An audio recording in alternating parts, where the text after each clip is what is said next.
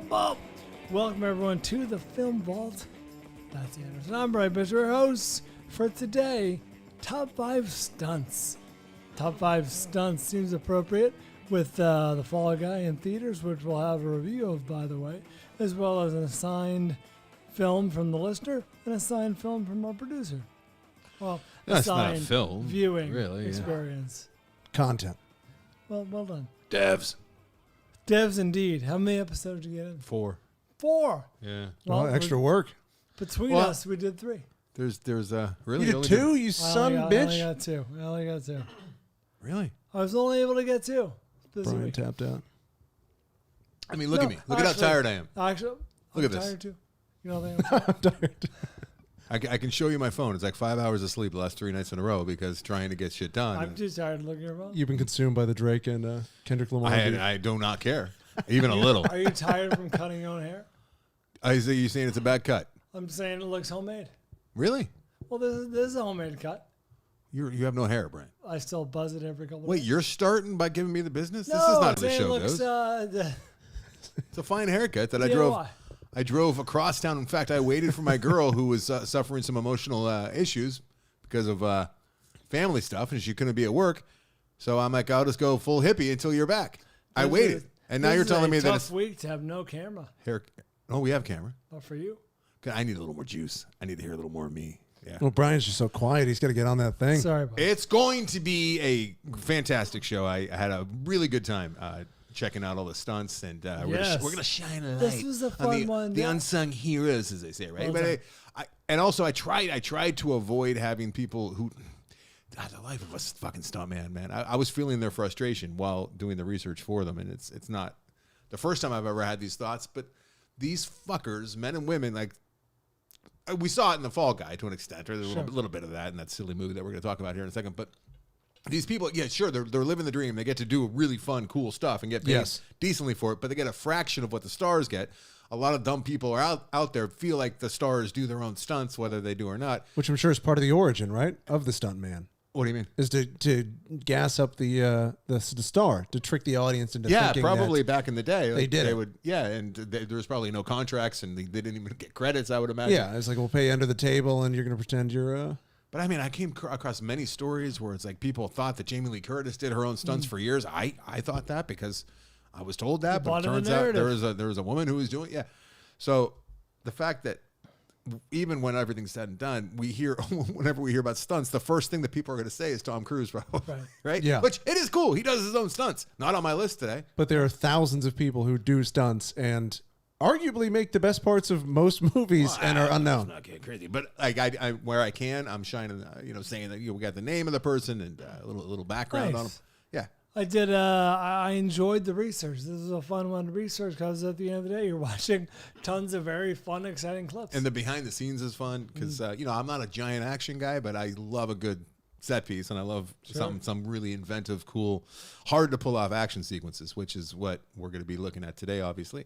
And I got to tell you, my number one, on its surface is going to seem ultra fucking hipster, and I went back and forth, and at the end of the day. The simplicity of it all freaks me the fuck out. Really? Still to this day. Why is it hipster?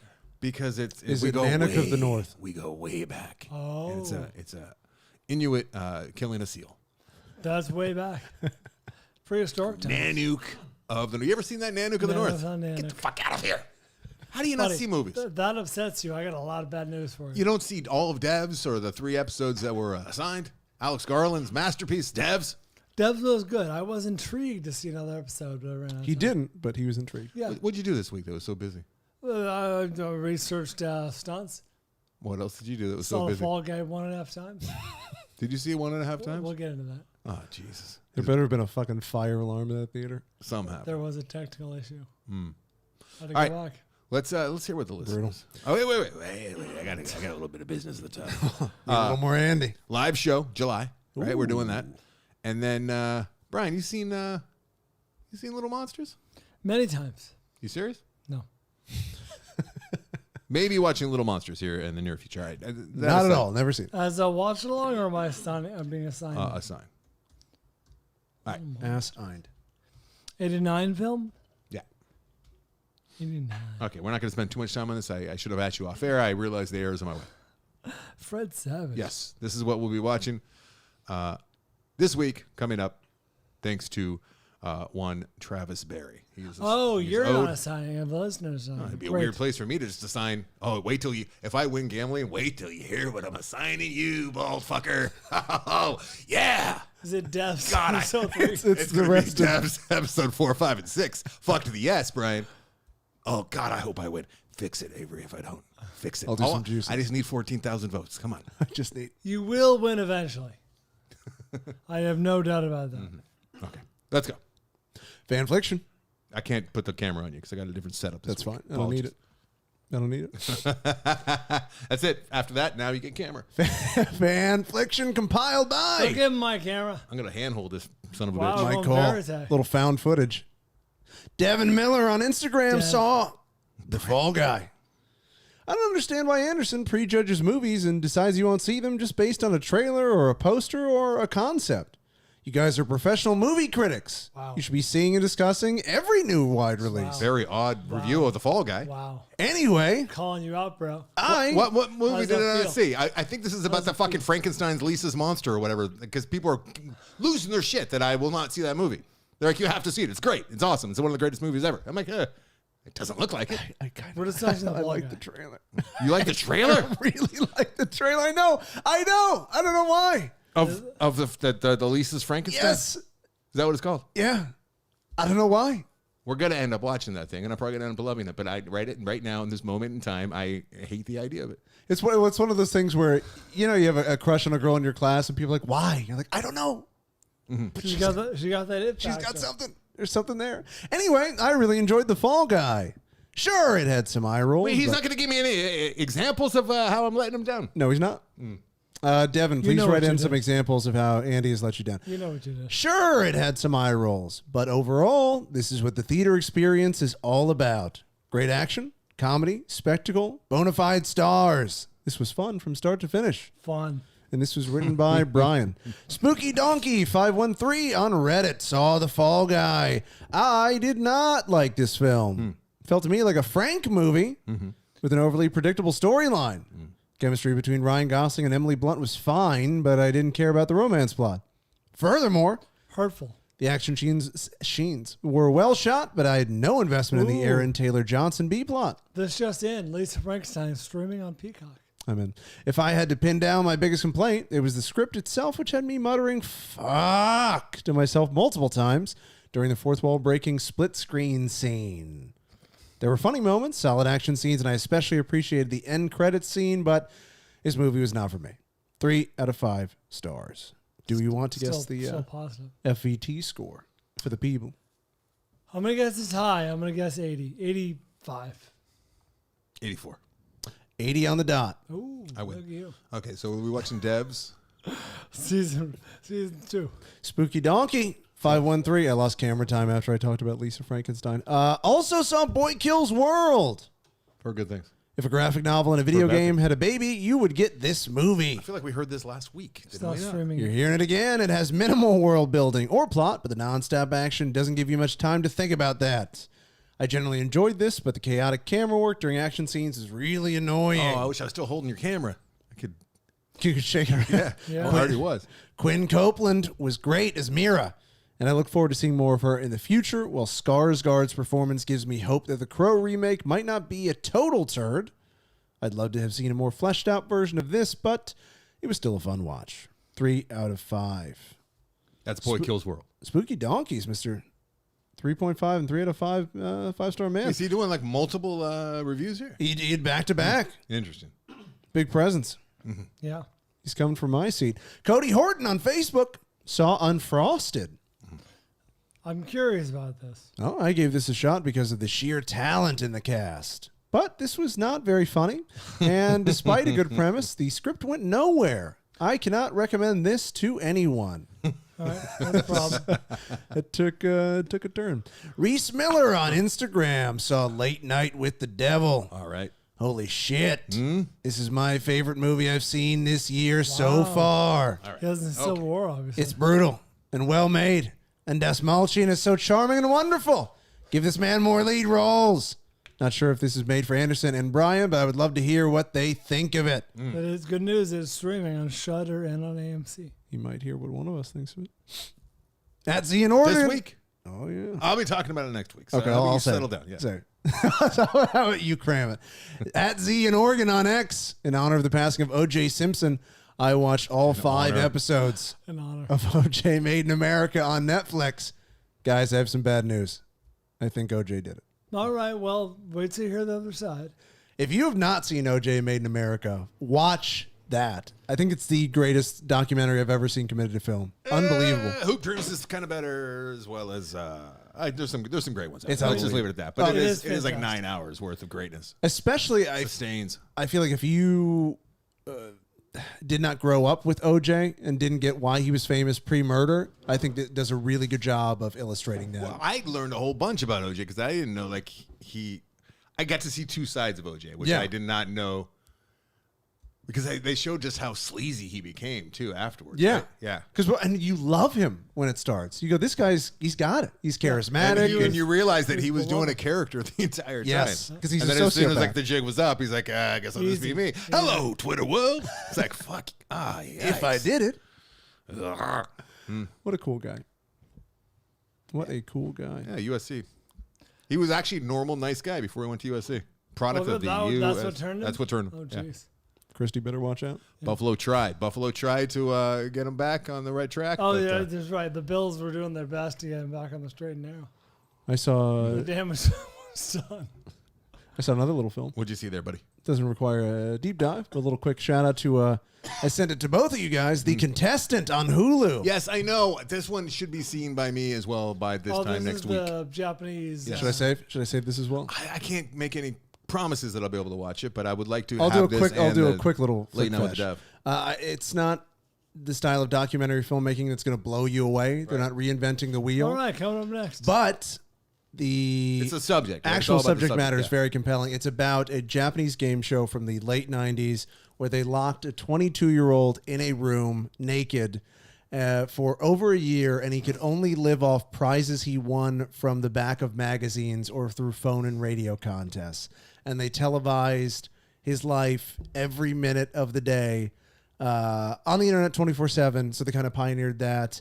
And they had him like a once a week or a daily recap of his experience living in this room. Wow. It gets into the impact it had on Japan, on reality TV, the psychological impact it had on him.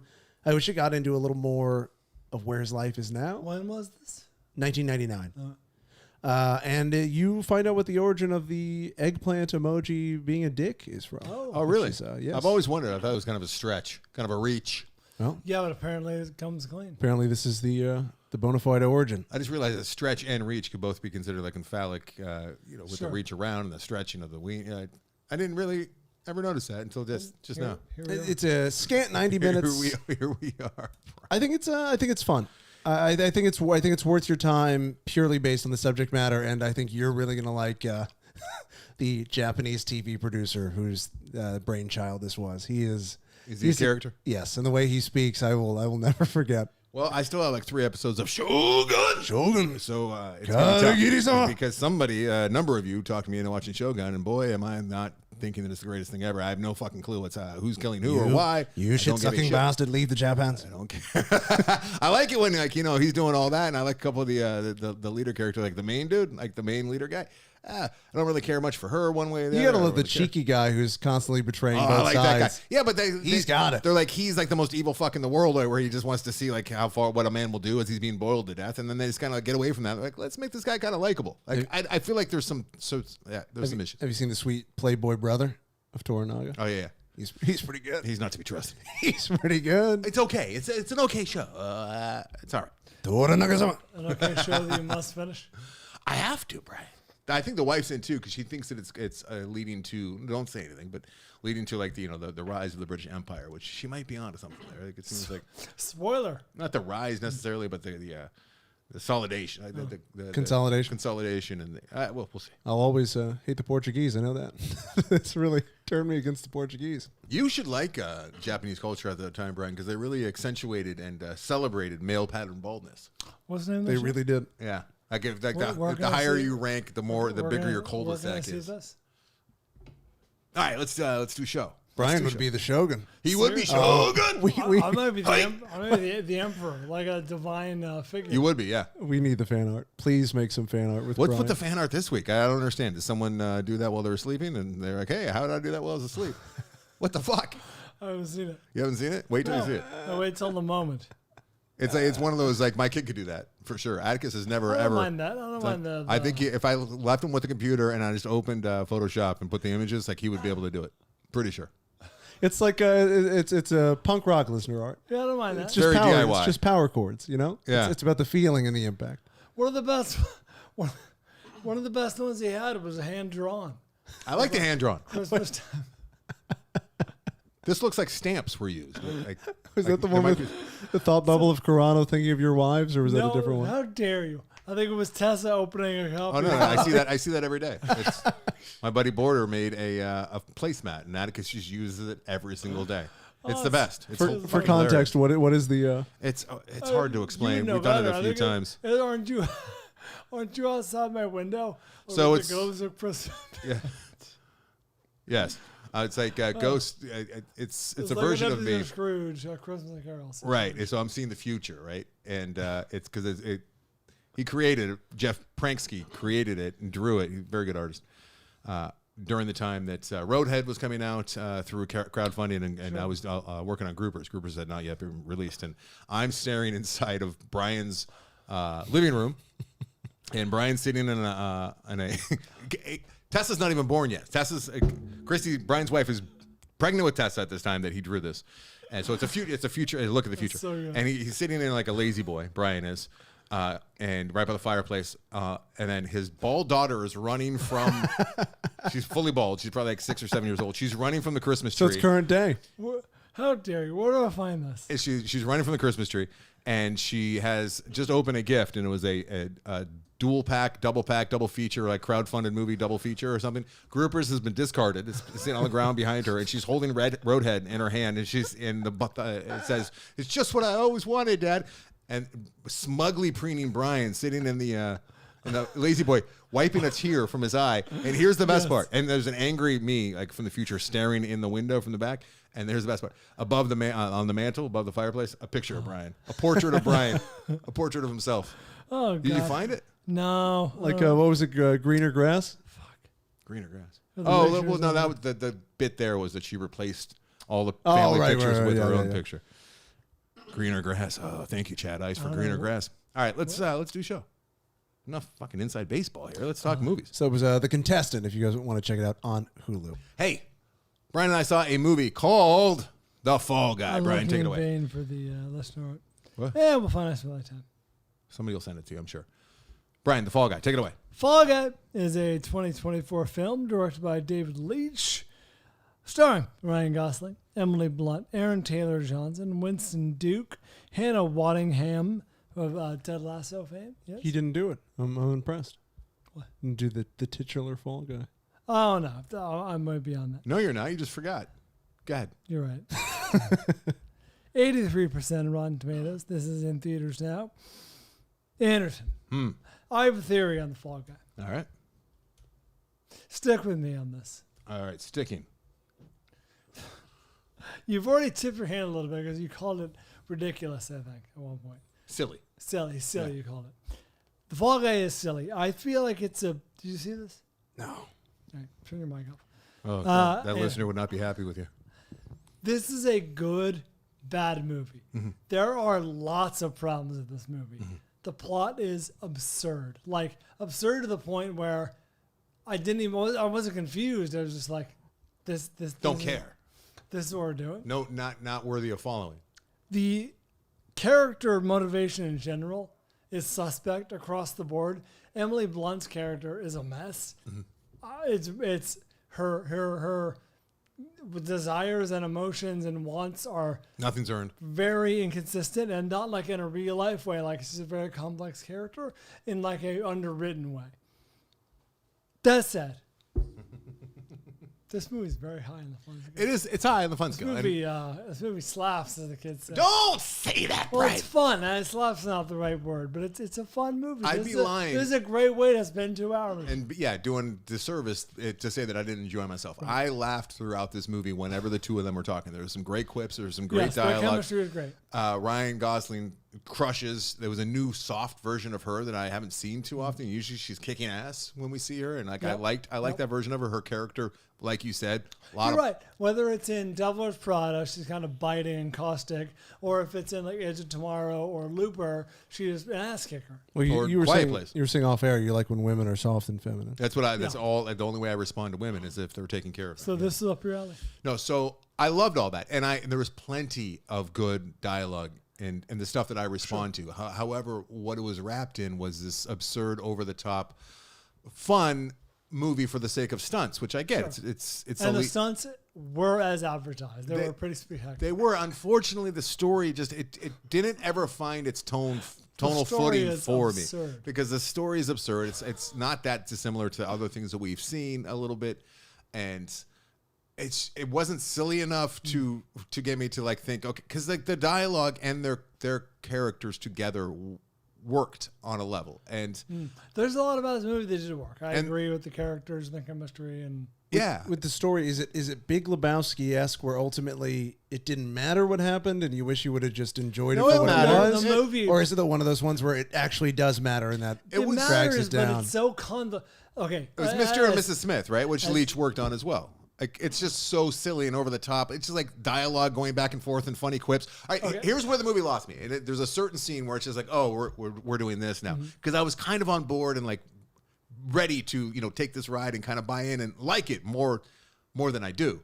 And it's when he goes to check on this, because it's imagine Once Upon a Time in Hollywood, right? And you got Cliff and Rick, right? And it's the same kind of dynamic, except these two guys don't really necessarily like each other. And Aaron Taylor Johnson, who is like the good-looking actor, just takes... Who, by the way, kills it. He's great. I thought he was great. I loved him. I wanted more of him. Yeah, I agree. But then his character takes a turn too, and it's like, I don't buy this. I didn't buy most of everything. I agree. I felt bad as this character was making that turn. So Gosling is in place. One story... I felt bad for me. one thing after another. He breaks his back, but then he's completely shredded. It must have been a different break than I had, because he's completely shredded and doing all these stunts again, like a year after he breaks his fucking back and an Must accident. have been a hairline fracture. Well, you didn't follow the doctor's orders. No, I did not. But then he goes to he's one thing leads to another, where he's employed to go check on this missing actor, who his old actor that he would be the body double, the stunt double for. So he goes into his apartment or his house in Australia. Yeah, they're in Australia. Of course, they're in Australia. It's like condo. Great set pieces. Like, they actually do this whole big thing at the Australian Opera House. I don't know if I've ever been that close to the Australian Opera House. Like, I really got a good look at that thing for long periods of time on the big screen. So he goes to check on his old actor buddy, and he's immediately attacked by what turns out to be the actor buddy's girlfriend at the time, with a sword, like a samurai sword. And it's just like a long action set piece of like flips and impressive, I guess, but it's very showy, and there's just zero reality to it. It's like, oh, this is a cartoon that we're watching. Was it like they were just trying to check all the different action sequence boxes? I think so, yeah. They were, in a sense, because the movie pays homage almost literally to all the angles. There's huge pyrotechnics. There's like and some really funny stuff with the pyrotechnics. Plenty of car chase stunts. Like, it checks. So there's all jumping the out of things. Absolutely, it's done well. Like, it's entertaining and it's enjoyable. But like Anderson's alluding to, there's a point where the movie, the plot, I'm making air quotes, kicks in, and I will be general as I can. The plot in question involves a crime to which there are many witnesses, and the cover-up of said crime to which there are many more witnesses. Yeah. And the whole None idea of it makes sense. The whole idea is they want to cover this up and keep quiet. It's like, dude, there are 12 people. They would have had to, like, Bobby Conway style killings, like just multiple killings to get that clean. Oh, right? Jimmy Conway. Yeah. Yeah, just nuke Australia, apparently. They're putting bodies in meat lockers to keep the shit quiet. And it's just a shame, because they had a lot of good stuff going, and they could have crammed all of those stunts into a less silly movie. And ultimately, it felt like one of those movies that comes out on Netflix and kind of comes and goes. And I brought the wife to it. A little more than that, but I know what you're saying. I brought Jillian, and she enjoyed herself, but she, had for the Gosling. Yeah, for this, she loves the Gosling. I was going to say, I was Who surprised. can't love the Gosling? I mean, he's goddamn Sure. near perfect. But I was He's surprised. damn near perfect. Because she does not like going to the theater with you. So Yeah, we went and saw a matinee. Let me interject because I too brought the Gosling, Christy. so I could grab her. I brought Christy as well. Every woman I have heard talk about this movie, and I say heard because I heard two nurses at the hospital I was at discussing it, not with me, with each other, just like, see the Fall Guy this weekend? Oh, yeah, I did too. I loved it. Every female I know either likes or loves this movie. Mm-hmm. I think it plays really well. So you're going off of your wife and It's two nurses. No, other people. Other people. And it's anecdotal. To be Many fair. people are saying it. This is not a scientific study, but it plays, as far as I can tell, really well with women. Jillian liked all the Gosling and obviously that stuff, but she ultimately agrees with me that it was one of those movies that had like 4 or 5 endings. It just kept ending. It's like, okay, that could be the end. It could end here. Or we're going to continue to go and continue Did to you go enjoy and continue to go. Maelstrom? I didn't enjoy it like they were hoping I would enjoy it, I don't think. Yeah, I liked it too, but I wanted more. You could tell that they were trying to make it like a cult thing, like on set, everything was like metal storm. They had all these behind the scenes. So they're filming a Mad Max Fury Road style Dune. movie. Almost, Dune, but more so like Edge of Tomorrow. There's not references to Edge of Tomorrow. I would say it's more Dune and No. Mad Max. Yeah. Why? It's very silly and it's over the top. I don't think it's supposed to be silly. It's supposed to be a romantic. She's taking it seriously as a director. She's a camera operator turned to a director. Yeah, I can see parallels to Doom. And I think they were making fun. There's like tongue in cheek. They were satirizing like big action movies that are supposed to be serious, but they missed the mark. Kind of. Nah, this one didn't even take itself. This one needed to take itself a little more seriously. Like he didn't want to. He didn't. It's almost like he hedged his bets, and he's like, let's just make it fun. And I stand by. I appreciate that. If you take 1,000 or 2,000, 10,000, creators and just give them a budget, they can make whatever movie they want. There might be 1 or 2 people in that group that would make Fall Guy. Like, let's make this was an engineered movie. The best part of the entire movie, I don't know if you saw it, but maybe it was at your AMC. My favorite part of the whole movie was Leach and Gosling And the intro? before the movie starts talking to us. Thanking you. But it was really well done. It was very funny. It's And good. they were talking. He gets all earnest, Gosling, and he's talking about how they were talking about us quite a bit, like on the set, trying to figure out if what we would like, what we want to like, and that was honest too, because like that's what that movie was. It was made. Every movie's like that, big budget movie, but especially this movie, it just felt engineered in a lab to get as many asses in the seat, and it failed. Like, it didn't do that well at the theaters. Yeah, weirdly enough, I feel like this should have been a crossover hit, but here we are. But one thing that we're not giving it credit for, and I think that he did a pretty good job, was the cross-cutting in scenes that you wouldn't expect there to be cross-cutting, but he was following 2 storylines at the same time. One was an action set piece, another one might not be, and he did that numerous times throughout the movie, which was... Like the karaoke, for example. Yeah, and I thought it worked for the most part, and somewhat seamlessly at times, and you don't see that very often in movies like this. This movie's well crafted. You know what I mean? Like, the people who are doing the work are doing the work. The stunts are great. No shocker. It's a movie on stuntman. But I mean, just when you're asking me to believe that character who was not capable of doing any kind of like real violence because he's a pab, is now willing to light his old good friend on fire with gasoline without even in a cool hip way. It's just like your movie is like an SNL sketch. Yeah. Give me some reality to hold on to. Yeah, and it'd be different if he like dropped into a video game or it was like a Ready Player One type thing. Or if if the evilness was earned, and it just wasn't at all. It was just like we're gonna be silly all the way, and we're gonna have this silly premise. And inconsistent. yeah. I agree.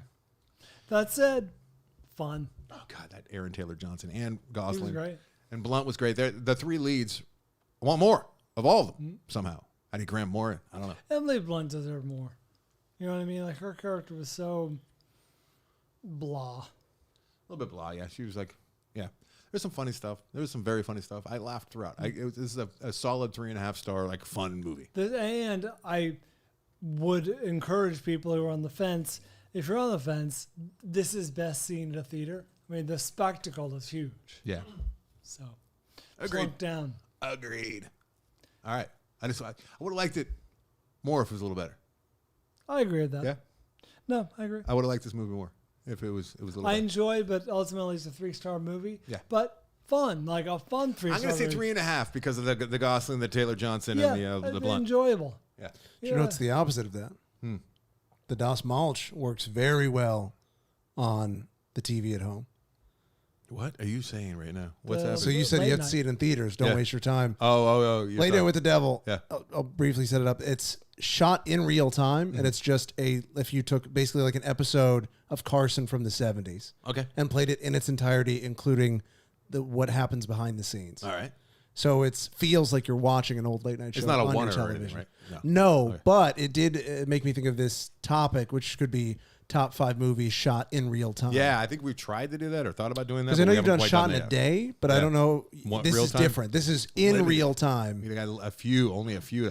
And the Not one that many. I really wanted it to be was Phone Booth. I remember when that came out, and I'm like, if this is shot in real time, Yeah. it wasn't. It was all, or was it 87 minutes? 88 minutes. 88 minutes. One of them was like it should have been, but it wasn't. Yeah, because it doesn't happen often. But I did like seeing that. It was Because satisfying. I'm pretty sure so. Phone Booth was shot in real time. I think maybe that was the gimmick, but then shown it turned in out to real not be. Ooh, All right. I thought it won What's that? 1917. Oh, that's a oneer though. So. But isn't it all in real Well, time? every oneer is going to be real time That's because what you I'm can't move around unless it's a But the movie whole about movie's a time oneer. travel. Well, Huh? You're pointing at Birdman is not. Birdman's a. It's not all shot in real Oh, time 'cause in they do terms do of like continuous transitions. time. Yeah.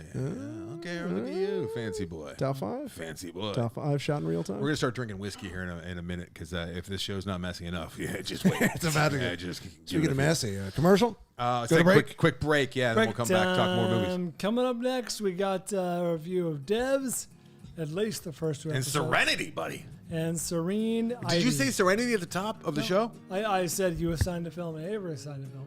We're gonna I was talk wrong. Serenity, which for my money is the best thing that we saw a lot of this week. Safe. What? What? Since I talked to you and held your hand through all the problems you get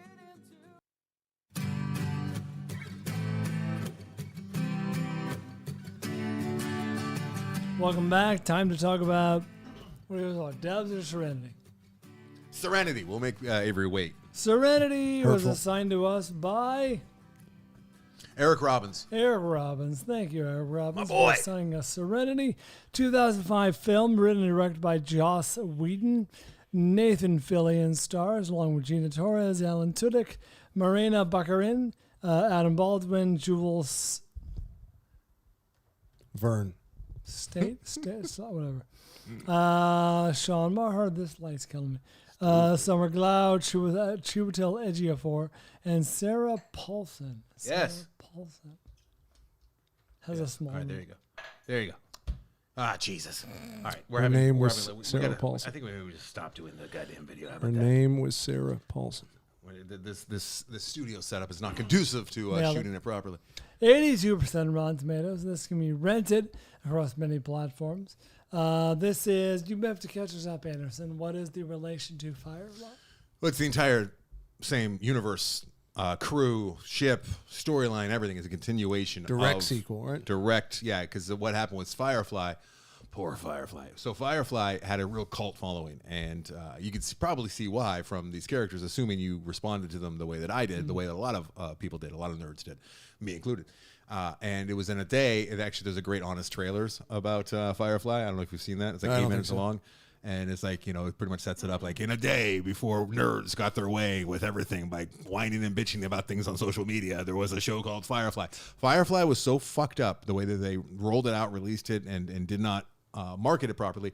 They actually showed it out of order. Like one of the higher ups decided that the pilot wasn't a good one to start off on. So they started off in the second episode, went back, showed the first episode, and then they did according to the release dates on IMDb, they did it again later in the show, and the show is all sequential. Like you need to know what's going on because they're Makes referring sense. back. So they really did everything they could to not give this show a Bizarre. fighting chance. And ultimately, he did get his way. Whedon did, and I don't know the full backstory, but he at least was allowed to make a film that kind of wrapped up some of the loose ends that he was getting towards with these characters, primarily the Reavers, who are alluded to in like episode 2, I think, of the show Firefly, and we don't see much more of the Reavers. You've and the seen Reavers, Firefly, the whole thing? all of it, yeah. And I've been wanting to see it for years, literally years. And Eric Robbins assigned me some Firefly like a while ago. And he assigned me like 3 episodes, I think, and he had me skipping around, and I'm like, no, I can't do that. So I watched the entire goddamn thing when I was very sick with tonsillitis a few weeks ago. And yeah, Medicinal. I love this universe. I love these characters, and it taps into for those of you who are not familiar, it's kind of a good comp for the Fall Guy, because I think if the Fall Guy had more of this DNA, I would have responded to it more favorably. And it's tough. It's tough to kind of put your finger on what that DNA is. But this is similar to Verhoeven's Starship Troopers, and it's kind of feels clean and safe and Disneyfied, but it's fucking dark at its core, and there's a lot of darkness going on there, but it's silly along the way. Somehow it earns it, and I think it's because of really good writing and really, really good characters. And knowing exactly what they should be. Like, it's written and directed by Joss Whedon. He obviously did the series, and he feels like he's very in control of the material. Yeah. You know what I mean? You can Like, tell he's Great passionate about cast. it. Great cast. Yeah, indeed. In fact, to the point, I spent the whole time wondering, not the whole time, How but much you're not really tapping into because why? Oh, is that what you're wondering? Because that's what I'd be wondering if I watched the movie without seeing the show. I'd be like, "Fuck, am I missing things? Am I not getting like?" I don't okay, worry about you don't that. care about that. That's about that. Must be a Why nice is existence. Nathan Fillion not a bigger star? He's so charismatic and so good. I guess he's in a lot of TV and stuff that like your mom watches probably, right? It's just not us. I think that might have been enough for him. I think he probably made a lot of money being in that show Castle, because that was on forever. That probably reached syndication, and he's probably has a family and went, this is enough. Because I've seen him in very few things, like Dr. Horrible Sing-Along that you and I watched like a year ago. Eric Robbins assigned us that as well. Really? Yeah. And I guess that Fillion, he's in other things that he's been in since Firefly and Serenity. There's little moments like Eric was telling me where he's like it's like a nod to Serenity and Firefly, like he dressed up like that character in one of the shows for Halloween or something. Yeah, They did 8 seasons of Castle, so I would imagine That's he a made. network show too, right? And that was starting in 2009, so that was that's where he's been. kind of the end of the cash cow of television. So I'm sure he made good money doing that. Did you enjoy this movie having not seen the show? Yeah, I enjoyed it a lot. It was it's very good. This is, to me, I was thinking this is what Solo should have been. Like, I like Solo. He could have been Solo. In fact, I kept kind of picturing him as kind of a side of Jason Solo story, but very enjoyable. This is I liked how it pointed towards other worlds, other characters, and other storylines. Like you said with the Reavers, I didn't know if they were part of the series or not. I didn't really care because I thought there's probably more to this than I'm seeing. So Reavers are like some of the most vile, despicable, Yes, we just said it. disturbed, fucked up human versions of humans that have ever been committed to storytelling. I think. So Right? let's I think back that's up- fair, Let's right? back up a second. This is structured like a Western or even Space Cowboy.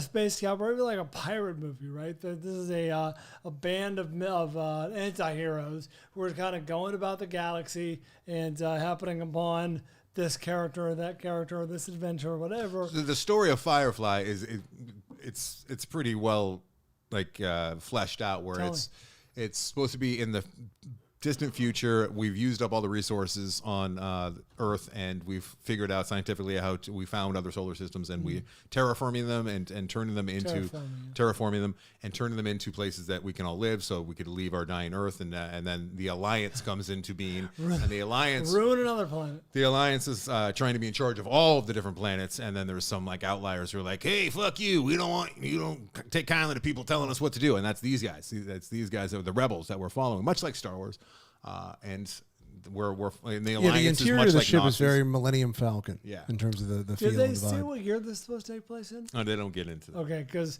it's funny. It's obviously in the very, very distant future. They had it's funny how they had a Western dialect to the point where they're using like old-timey terms. Yeah, well, I mean, he was obviously a big fan of there's almost direct throwbacks in some of the episodes of Firefly to Little House on the Prairie and Right. Bonanza. One episode's shot with a type of camera that they used on Bonanza. It was distracting. And there's little whorehouses that they are saving throughout in different episodes of Firefly. It's very, very throwback to 70s Western 60s and 70s Western television. I can see that. I got that sense even in the film. The only thing I didn't like, and it is what it is. You tell me, the special effects were a little lacking. Oh, yeah. In the sense, I couldn't tell if it was a budgetary thing or if it was just Could be both. It could be 2005 both. for you. It could be both. I to the point of some distraction. Because Especially, you alluded to Fall Guy feeling like a Netflix movie. yeah, This felt like a Netflix. it felt like a sci-fi show Yeah. or a movie. Yeah, and I agree. I guess that he was given limited, but I think he got 50 million though. And, I read it 40, but in that okay. neighborhood. And I also heard that like it was kind of remarkable what he did, but I'm pretty sure the Civil War got 50 million. And look that's today's 50 million too, which doesn't go nearly as far. Anyways, But people are a lot better at that, and I feel like that's a little more honed Because at this point. I'm yeah, and the steeped in CGI. the world of Yeah. Harry Potter, which is around the same time, and the effects are kind of along the same lines, which is not quite there. So I'm wondering There's sort of the low point in CGI where it wasn't quite good enough for things to be as CGI'd as they were, but it was plastered everywhere. The whole Yeah. show too, the first season or the only season of Firefly, Too very much too fast. very low rent as well, but you forgive it because the characters are so good. And you also wonder, like when I was starting to say like the distraction thing is I was kept wondering what like a guy like Ridley Scott would do with his material, and it would be much different in tone. But the darkness is there, and just with the like, what would a guy like Ridley Scott do with the Reavers? I don't think Joss Whedon can think them up, but I don't know if he's the guy that would bring them to life. But that's still okay because it still works. It's its own thing. It's a different thing. You know what I mean? Like, Yeah. Yeah. I don't need everything to be super moody and dark And if it's brutal and brooding. that Yeah. thing through the lens of Joss Whedon is what you get. And it's fun. Yeah, it's fun and dark. It's like Disneyfied, but like really fucked up at times too. I mean, they're talking about like rape and Yeah. like cannibals people and alive. yeah, the Reavers and I really like how they pay off the Reavers ultimately too in this movie. Because there's a couple payoffs, and the first one was very unsatisfying, and thank God they followed through and gave me something more.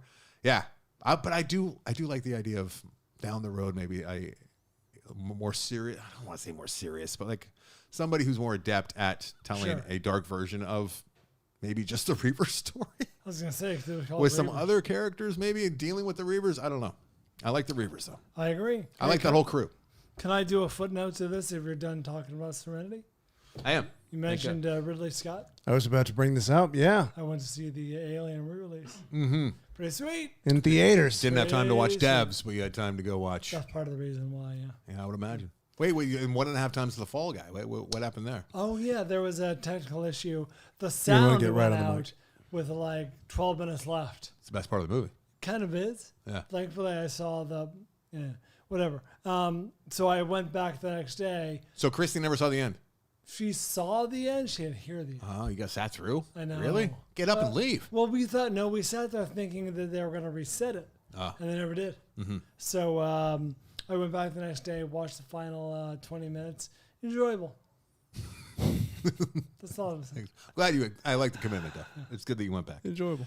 Brian from 10 years ago would have never dreamt of going back. That's funny you mention that because about 10 years ago, there was a movie that happened in the same theater, the AMC in Century City, where the movie cut out with like 10 minutes left of the climactic battle. And the movie was so bad that I was like, yeah, I'm good. You don't remember? I remember it was Dark Phoenix. Oh. I was like, Was that 10 years ago? Look it up. Probably at 8 years. Man, I wanted that to be good. Dark I know, Phoenix? and I was watching it. I'm like, I have nothing more to gain. From I never this saw movie. it. I just 2019. Oh, really? So 10 not years. the 5 years. heard- Bri, come on now. 5 years ago. Like I said. 22% on Rotten Tomatoes. I will say this about Alien.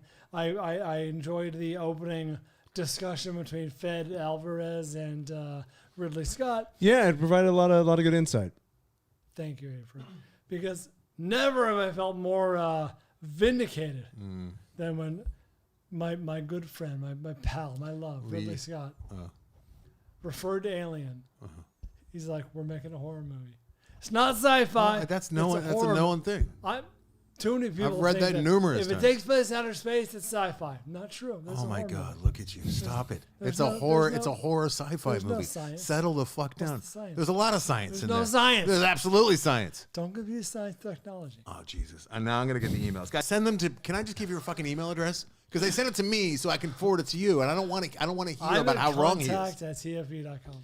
If you're Contact coming up with TFV, science that Gmail. does not exist, it is science fiction, Brian. Nope. Okay? What do you mean What's no? the science? It's a fucking a species of alien creatures that don't That's exist. science, It's biology. You dumb fuck. We're not studying the. We're not. They're absolutely studying. They're trying to figure out like how it hunts and It's a monster blood. movie. It's a monster movie. It Might is as well say part monster. Godzilla science fiction. Godzilla is more science fiction than this. Well, he's created by Atomic nuclear. bomb. Yeah. It's all science. Why are you dying on this hill? Why am I engaging? I'm I don't living give on a this fuck. hill. Go ahead, be wrong, enjoy. Be fucking dumb. I don't care.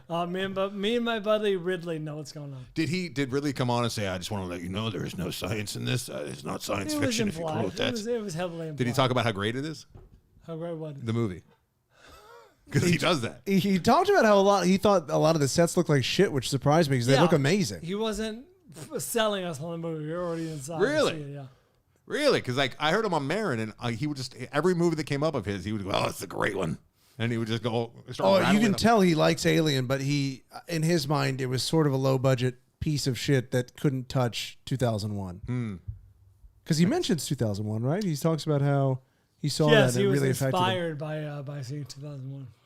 Alien Atticus had a ton of questions because we're working on an Atticus project right now, which I'm putting too much time in. In fact, he was homesick today from school, and I'm like, "Fuck yeah, I can work on this project together."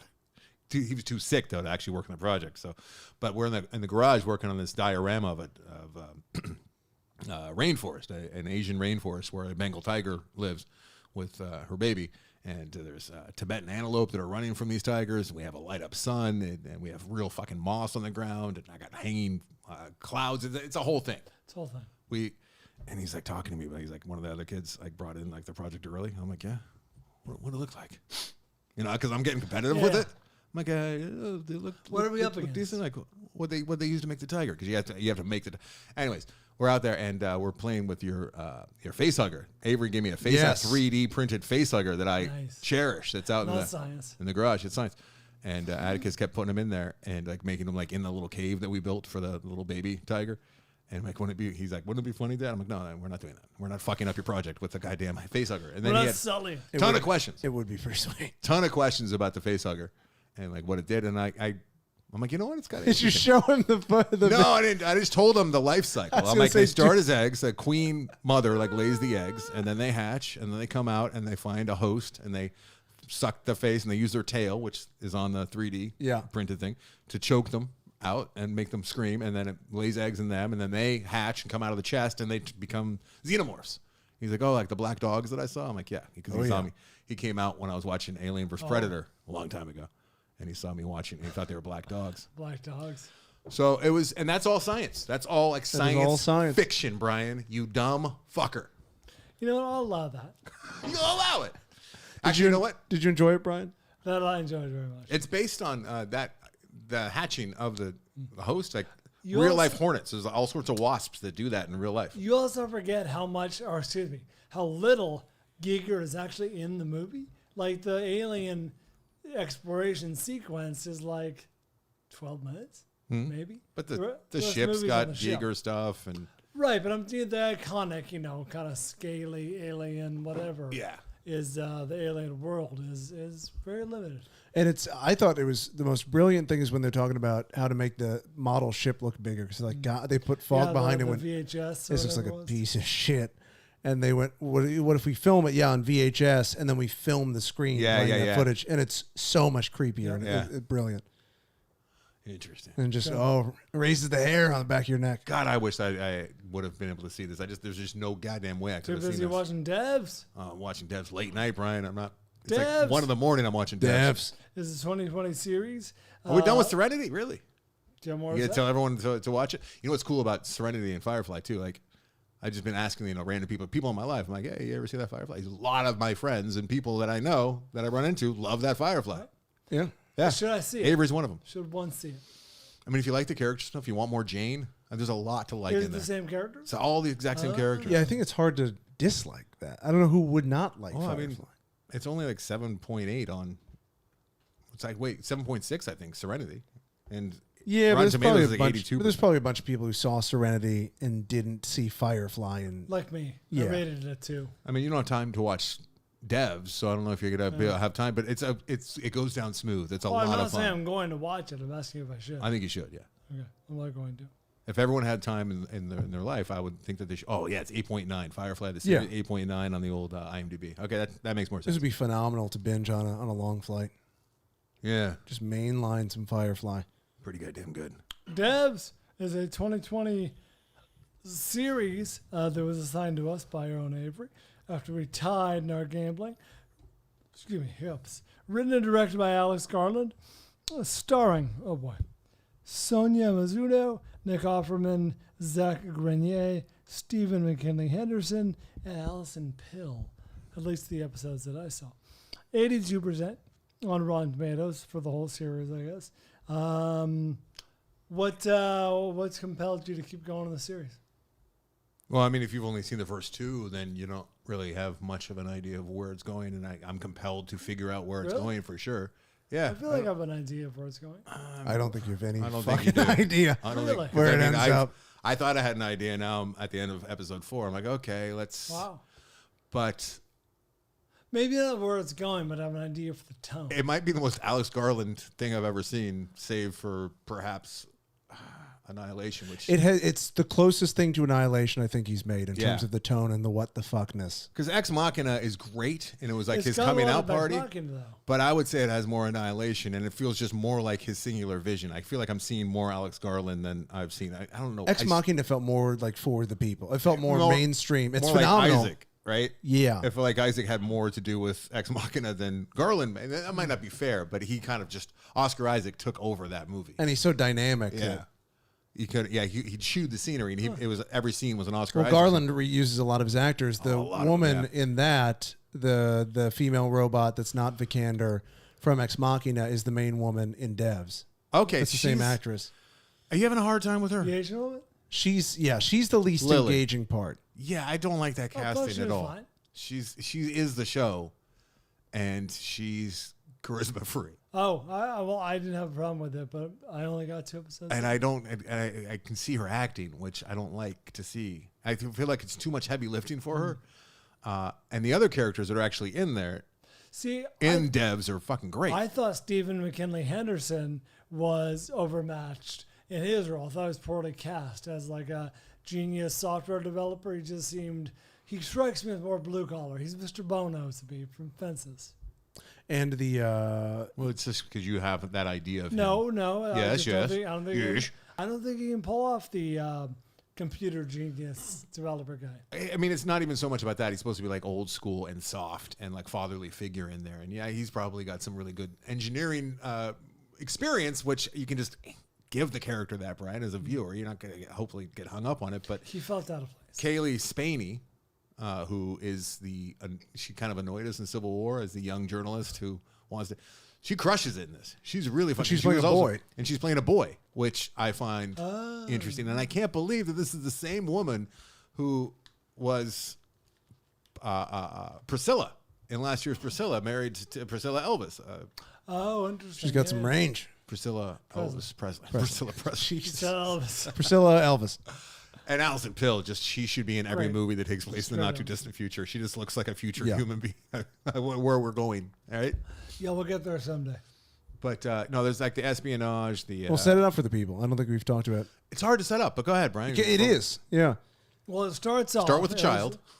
There's an omnipresent child, right? Like initially, I was like, okay, where are we going with this? It's child? the tech part of California. Up in Silicon Valley, Silicon yeah. Valley, yeah. Yeah, and we're looking at kind of I would say Elon Musk, Steve Jobs type in the sense that he's a enigmatic genius. Nick Offerman. Yeah, played by Nick Offerman, who runs this company called Amaya, and Amaya appears to be some kind of software development company, tech company, something of that nature. And the main character that you alluded to, the girl and her boyfriend, are working in this company, and he, Sergey, who we think is going to be a main character. He's a Russian fella. Yeah, he's a Russian fellow. He's a young guy. He's a developer. He's working on some AI stuff. He impresses the boss early on with the program he wrote, and the boss is like, I think it's time you join Devs. Mm-hmm. And Devs, we find out, is like the best. It's Top Gun. It's the Top Gun trope. It's the best of the best. So we go to... It's a top secret, very like top level part of this very top level company, and it's Yes. like only the elite are allowed in there because of all the Such- secrecy. And like the entire building they work in is like Yeah. air gapped, right? Literally It's air like gapped. a vacuum, Yeah, where you The can't. security is so absurd that the building itself is way off the grid in the middle of the forest, and to get into the building, you've got to take like a horizontal elevator that will take you across a bottomless pit in order to get into this mainframe. It's sort of like the prison Magneto is in. It's Yes, but a full office. And it's named Amaya, where we learn early on that it's his daughter, who's probably 4 years old, and And a giant statue of there's her. a statue, and a possibly large statue towering over impossibly large redwoods right out there in like, Done in the style of like Bob's Big Boy. and she looks fucking creepy as Yeah. shit staring down. I don't think that's an accident No. at all, but it's CGI, but it looks really good. Like I believe that little girl is out there in the woods. I buy it.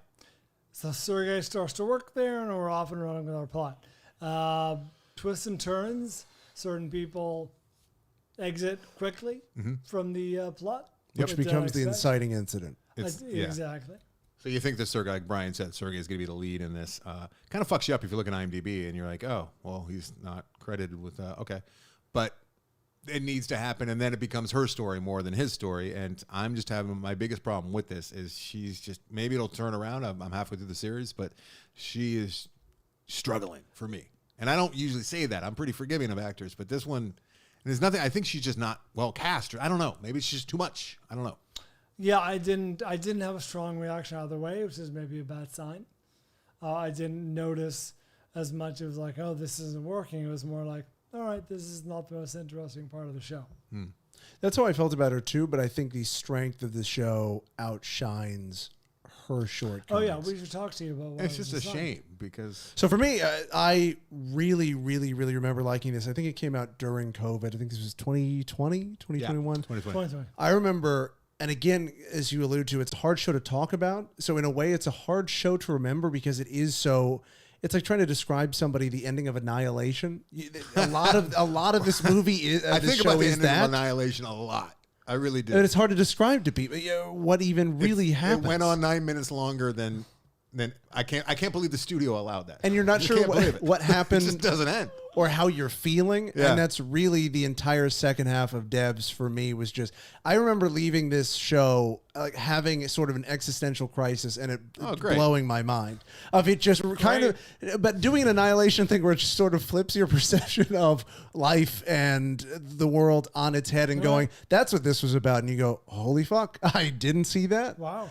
But the reason it was top of mind is because it was Alex Garland who just did Civil War, and he's publicly alluded to the fact that he might no longer ever direct anything again. So because I thought Devs is one of his stronger pieces of media, I would say for me it's probably third behind Civil War and Annihilation. I think it's really without strong. giving it in the way, do you think Devs has a life beyond the show, a la Serenity?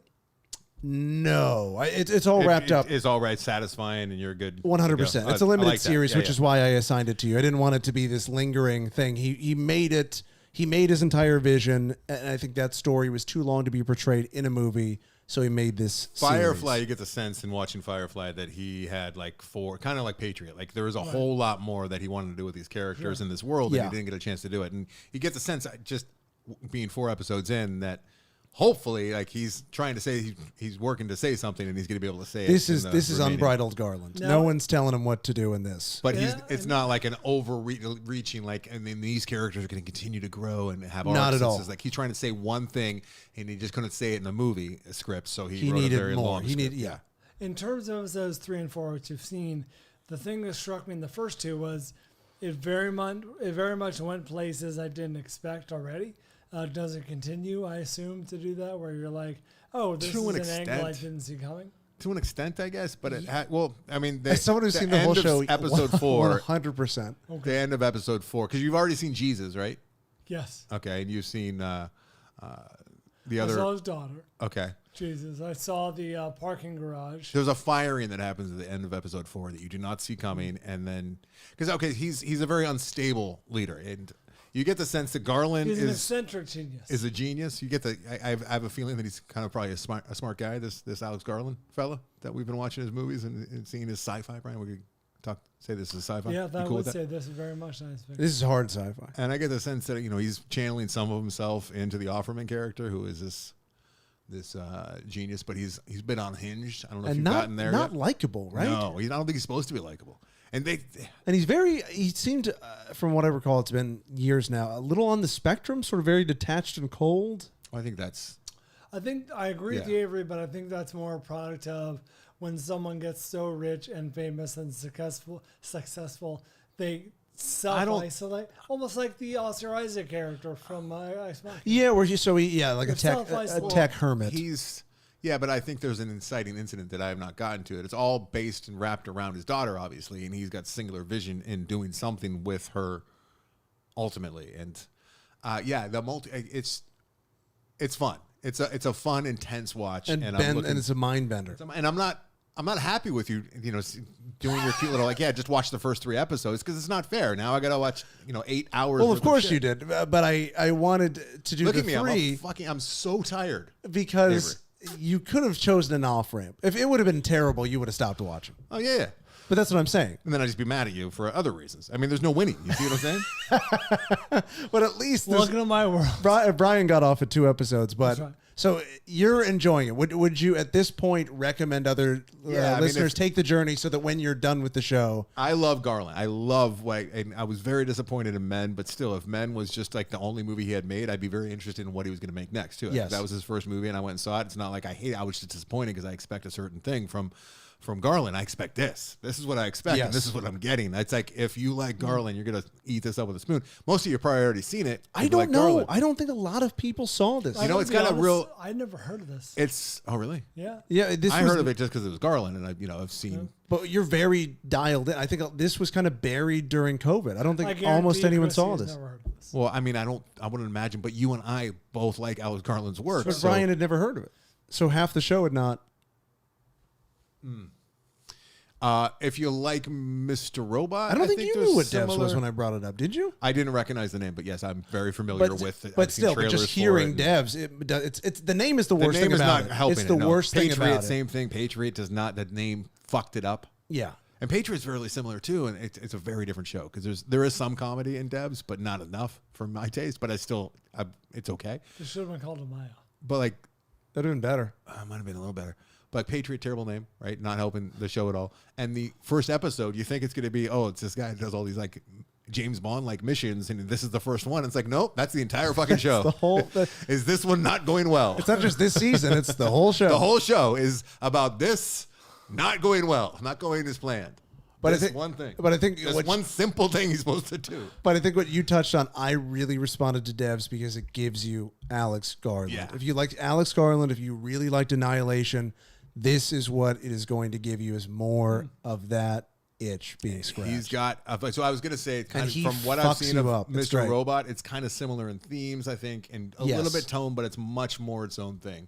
I think Mr. Robot felt like it was made more for there was probably more notes from the studio. I feel like this one doesn't have a whole lot of notes. Well, because it's not trying to get another season. They're not trying to stretch it out. This is just his one vision. He's done with it. How many episodes are there total? Just 8. 8 So I'll see a episodes. quarter of the show. Yes. You'd be jealous when I come in here next week. I don't know if I can though, because I'm going to. God damn it, to sleep. Let's commit to watching Devs. We'll see if I win this week. Yeah, I'm not going to do it. Let's commit. Devs. Let's get the Devs. Andy recommendation. Brian, so are you in or you out? No, on no, it? no, this is really good. You know, You're just not a TV Vault guy. Yeah, but that said, I am glad I saw this, and honestly, my interest is piqued. I'm Garland's actually kind of curious what happens. Got a vibe. He's got a very definitive vibe, and Villeneuve's a little similar at times, I think. And then if you were to go further, like you got Christopher Nolan vibe, but they're all very moody directors. But Villeneuve, not Villeneuve, Garland finds a way to make almost all his projects either subtly or overtly disturbing. Yeah, there's something very unsettling about everything he does. Whether he's hitting you over the head with it, or you watching an episode and going, "What the fuck?" You know what? And it's not the evil side of the men that's an outlier, but it's not even about the evil, recesses of the human mind. It's about desperation and misguided. Not even misguided passion. It's usually about like you need this one thing. You have to get this one thing. Like same with the Oscar Isaac character. Like he's just obsessed. Right? Yes. That's what drives him. But it's not for evil, even though that's the byproduct a lot of the time. Yeah. and how like technology can be unfeeling and just cold. Yeah, he does. He does hit It's a that. constant. Oh, Yeah. And it's not guns shooting you like Terminator. It's almost like a evolution of Cameron's Terminator idea of AI. yeah, and just it's very subtle psychologically and- unsettling. yeah. It's very enjoyable. Science fiction. Yeah.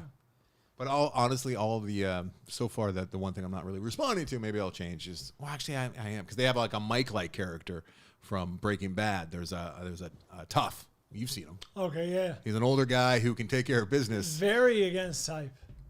for that actor. For that Yeah. actor, and for his type to play this type is incongruous, but it worked for me. It's very similar to Mike in Breaking Bad, which I don't think you've seen, which is it's shocking. I can watch the first 2 episodes. What? You watched the first two? I'll watch the first 2 episodes. All right. Okay.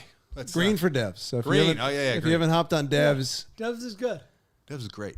it's Might be It's great. It's all right. fuck. Might be great. I'm very see. interested in you finishing it so that you can refresh me on the finale and remind me of Are the we doing a mind spoiler? fucker. Is it Every a time. Dev, Oh, yeah. Dev spoiler? You're talking to me. It's got a long way to wait. Coming up next, we'll pay tribute to the stuntman and woman with top 5 stunts next.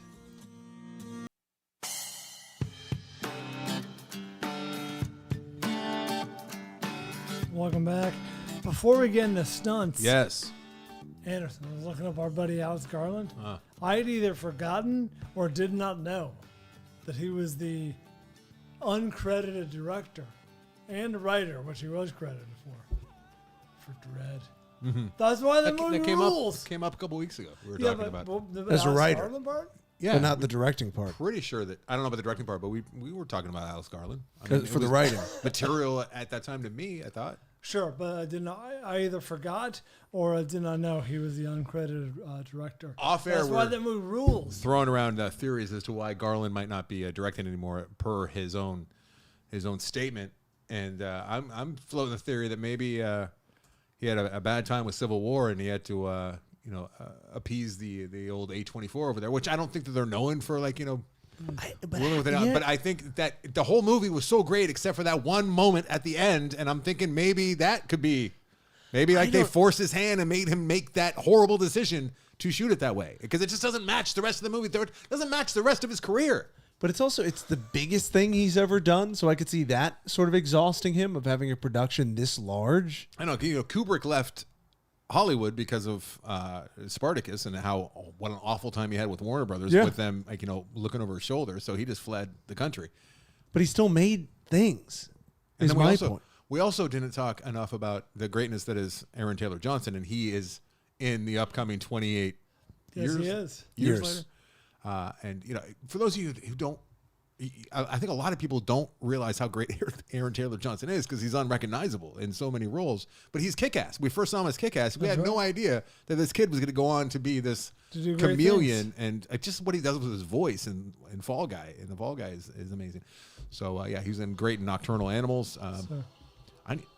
He's great. And of course he's going to be the Craven later on this year. So and he's in the Kingsman, and of course many people saw him as Tangerine and Bullet Train. But he's one of our great actors working today, and his wife apparently is very talented as well. She's a director. Well, him and Garland are going to crush it then, sounds like. We'll see.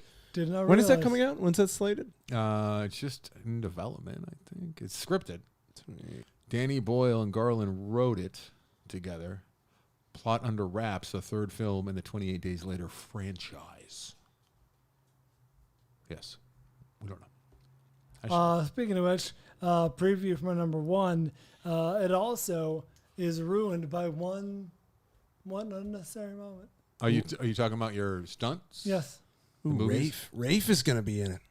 Rafe and Jodie Comer. I didn't say that because I don't care. Like a little I Rafe? don't like the Rafe. Oh, give me the Rafe. Rafe doesn't do a whole lot for me. Oh, come on. He's never done it for you? Rafe can really. Rafe has come on strong in the last few He years. bores me. I don't know why. Him in the bores me. menu, he chewed. He's great. All right, he was great in the menu, but he just feels like a Bond. He's like halfway Bond villain, halfway Bond, and it's just Same. kind of like, Save. oh, I know we're gonna get a whole lot of 007 talk from you, Brian. I know it. We're all aware. Wait, Rafe finds his in Bond now. We would like Sam. to thank Brian McCulley for fueling Oh, yeah. us Oh, yeah. with the booze on we this fire it episode. up? It's been. Good. Andy already fired it up. He sent it. Brian McCulley, better You already Brian. got the booze? I'm on. Yeah, I'm Son drinking. of a bitch. He sent this months ago, and we've had it sitting in the garage. It's time. Yeah, that's enough. It's time to finally partake. And Thanks, buddy. he's a connoisseur. That's right, This better Brian McCulley, and he sent us a few beers, which we will not be drinking. We already drank one or two, I think, during the Oscars, but there's a couple of beers missing. I got to go investigate that. But we're drinking. Anderson Avery, took can you- more than half. Yeah, well, no, it was 2/3 full to begin with. You got to trust me on that. But can you let us know what we're drinking? Yes, I can. I'm sorry, the cheat sheet's over there. And then he sent us only the finest of whiskeys that he could get his paws on. And we're partaking as we Ooh, do that smells stunts. like whiskey. Well, it's whiskey. Is it in chronological order? I'm drinking GS. This smells You're like. drinking. Are we're all drinking Seagram GS? Yes, we're all drinking GS. GS is Green Spot Irish whiskey. Oh, my father-in-law's favorite. Oh, you like this, Yeah, Brian? he likes this a lot. Do you know what it's aged in? The Wine casks. barrels? What kind? Merlot? I don't know. Little bottle shot. Oh, really? Little Chateau Montelena. Oh, look at I that. did not Cask. know Fuck that. to the yes. I like that. I'm into that. Bottle shot. There Fuck you to the go. yes. Oh yeah, I've actually had this for my father-in-law. Oh, now he loves knows. this. It's a fine whiskey. It is a fine whiskey, and I'm enjoying it thoroughly. Especially enjoy how it's loosening up my neck muscles because I came in here and they were all Smooth. twisted. Right. I'm just gonna be thinking of Alan Rickman now. This is good stuff. Feel free to finish. Oh yeah. All right, let's go. Let's do this. Let's do top 5 stunts. Top 5. Can I say guys? It's tough. It's tough, right? I fucking love you guys. All right, that's pretty quick. It's just taking hold very, very quickly. Yeah, tough because this is a hard one to research. Well, it's easy as hard.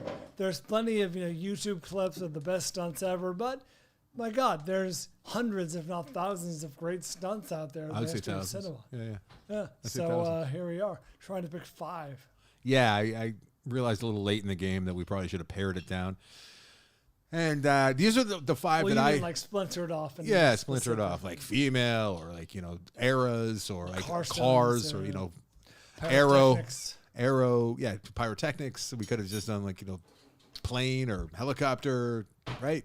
Let's do it right now. Let's do that. Let's splinter. No, instead, I just got a nice mix. A nice stunt salad. And all of these, and I watched so many stunts. I'm sure you did as well. And I got to tell you, like my number 1 would have been on my list probably because it's still one of those things. I watched it just a couple of years ago with the boy, and he too was kind of awestruck with some of these things. And it's just the simplicity of it.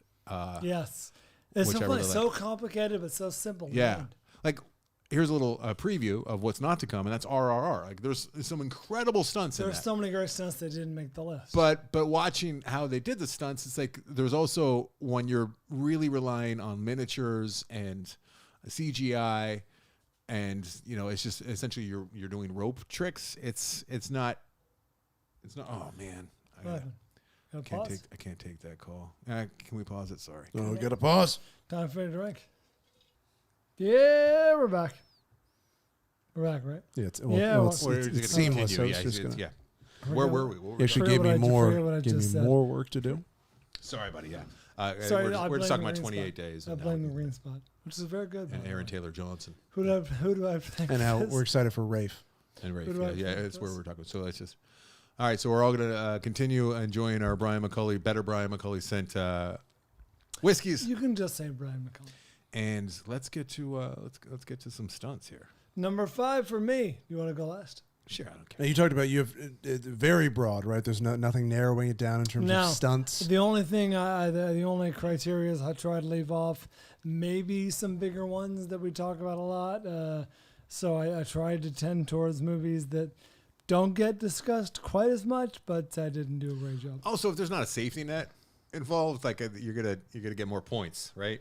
If Oh, it's sure. truly death defying. If it's the kind of thing that you would not be allowed to do today or in this country, Yes. that'll get you. And I should also say that Jackie Chan is not on my fucking list Same. because I saw there's a couple that could have been on the list because they were really great and they're movies that I've seen. But the best ones that I saw, because I saw a collection, obviously, in my research, the best ones that I saw were from movies, unfortunately, that I did not see. So I Where he went wraps weird. himself in the cable and jumps off the building. I've seen that one, But like the one where he did it 3 times, where he jumps off a 3-story building and he goes through Through the awnings. awnings. You didn't? I thought you saw that. Isn't that like Tokyo Cop or something like that? Or It's a movie that I was not familiar with, as far as I could tell. He lands on his face. not Tokyo Cop? 3 It's in times he China, lands but- on his head, and he keeps doing it. Like he did it 3. and he got times. horribly injured. Yeah, he got badly injured. There's one where he goes down and he gets the burns on his hand. Right. Yeah, that was at the laying mall. down the electrical And pole. they don't even talk about it in the footage that I watched, where he falls through like the electrical pole, which was like super hot, I guess. Like they fucked up and there was like It was live electricity. wire. And so he's burning his hands, and then he goes through a sheet of glass, like a roof made of glass, into a kiosk in a mall, and he dislocated his pelvis or something. But what the most kept going. amazing It's part, police story. He you kept just going. see him jump out of the fucking kiosk that he just crashed through, and he goes and he starts pretending to fight this guy. And I'm like, he's doing that with a dislocated pelvis? Badass. Not on my list, though. I mean, there's certain actors like they should just have. Were you a purist in what movies you've seen? Yeah, I can't just. But we should do. Maybe we can revisit this in a few years or something, not too far down the road, and just talk about stunt world records too. Because I mean, there's a whole list there, and the ones that we like the most, and just kind of shine a light on that. Some of the because they talk a little bit about that in the Fall Guy too, about the 8 rolls and the barrel roll, set a world record. I'm sure that shit happens all the time. On my buddy Mickey would have been a good one to have on this show too, because Indeed. he's seen a lot of this stuff. He's shot a lot of this stuff. I'm guessing Mickey was there for one of mine. I bet if it's a Top Gun one with the old Tom Cruiser. It is not. Oh, all right. Number 5 for me is a recent one. It's a movie that I think we liked, but we don't talk about ever, which is Baby Driver. The opening getaway stunt, the car stunts in Baby Driver, specifically the cold open. They shut down 40 streets and 4 freeways. Second unit director Darren Prescott coordinated the vehicular stunts with Jeremy Fry, the project's stunt driver. Fry performed many of the vehicular stunts, including the signature, they call it a 180 in, 180 out. He drifts the car around one way 180 and and then the same turn puts it back 180. It's a pretty impressive stunt, such to the point when I saw it in theaters, I assumed it was CGI. I'm like, there's no way they do that around 2 trucks, but in fact they did. They took 5 or 6 different takes. Fuck that movie. I did not like it, and did? don't ever Right. suggest in public that I did. Please, don't like that movie to a large degree. I blame the green spot. So shall it be said? It's like the studios saw Drive, and they're like, we should make a cute Drive, Fun and people will like it. Yes, and The people will come. movie's title was Fun Drive. Cute Drive. Yeah. I have a friend, very good friend, who loved the movie. He and his wife did, and they named their goddamn Labrador Baby. So every time I'm hanging out, I gotta fucking refer to their goddamn dog as, no, get down, baby. No, baby. Get away from me, baby. It's like, why did you name your goddamn dog Baby? They named their other dog. It's They a lived fun movie. they lived in Seattle, and they wanted to move to Malibu, and it was like their vision board was to live in Malibu, so they named their one fucking dog Malibu. And then they moved to Malibu. Now they live in Malibu with a dog named Malibu. It's like, Now stop what? it. Now what? It's not great. It's not great at all. No. I don't know if I like this movie because I watched it while having the worst trip on edibles I've ever had. So Wait, It's Anderson, what did you Ansel like? Egort that really destroyed it Really? for me. I don't know, however you say his goddamn name. Ansel he's Egort. very punchable. I've been watching Tokyo would Vice. love to punch I him. enjoy Tokyo Vice. It helps that he's playing someone punchable, Yeah. unlike Baby Driver. But man, you just want to punch him. I hate him. I really, really dislike that guy. It's really a feat when Kevin Spacey is not the most punchable person in the film. Oh yeah. What do you think? What do you think they talked about crafting? I He don't just want to know. he seems like one of these guys that really takes himself seriously. Oh yeah, no one likes Ansel more than Ansel. Yeah, that's the feeling I get. Yeah. All right, number 5 for me is a movie that we have not talked about in quite some time, and I remember Flickfesting. I did not see it when it came out in 2004, but I remember giving it its proper due when I did see District B13, which we equated to not only Dread but more importantly Raid Redemption. Did I It's see one this? of these This is the building prequel movies. to District 9. District B13 in 2004, and it's the parkour chase scene that I'm referring to, which is incredible.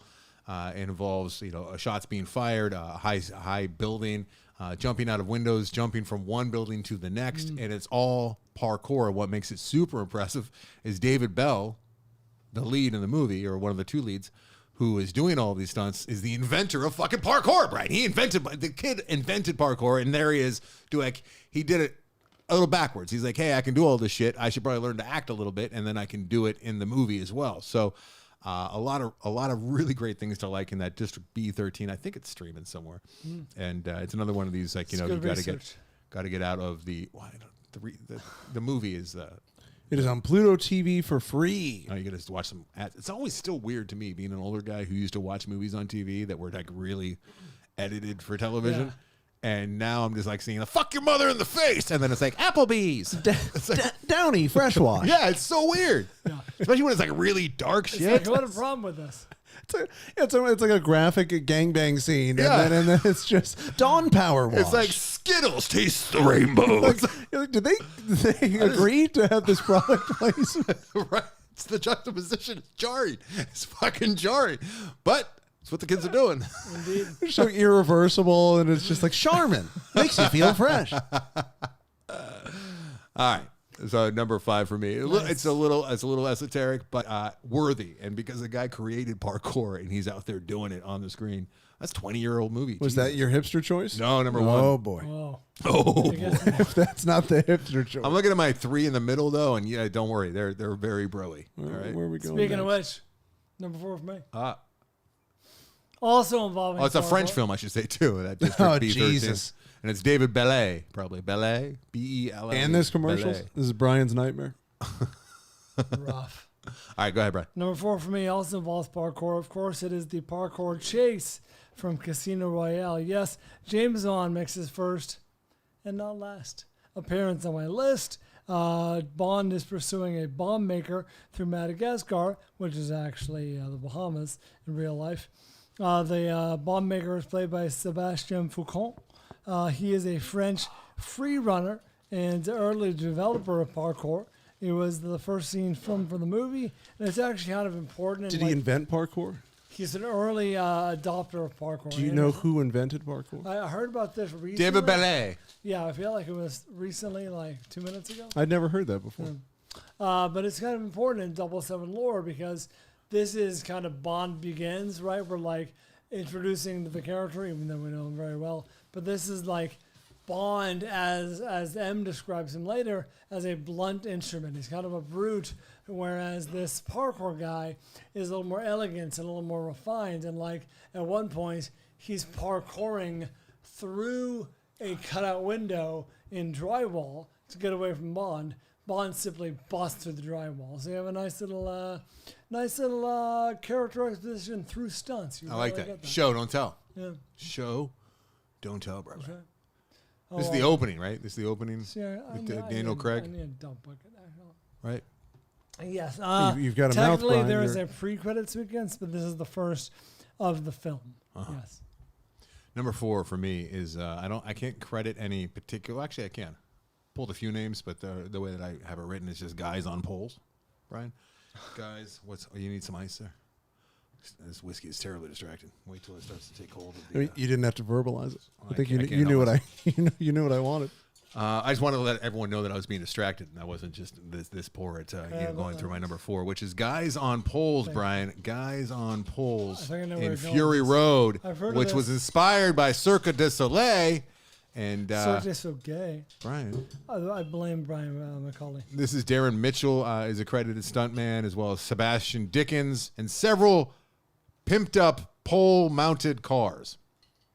And these guys are literally on pimped up. It's 40 feet high in the air, and they're going. It was 40 feet. 40 feet high, and they're going 50 miles an hour, which they Jesus make it look a Christ. whole lot faster with the ramping.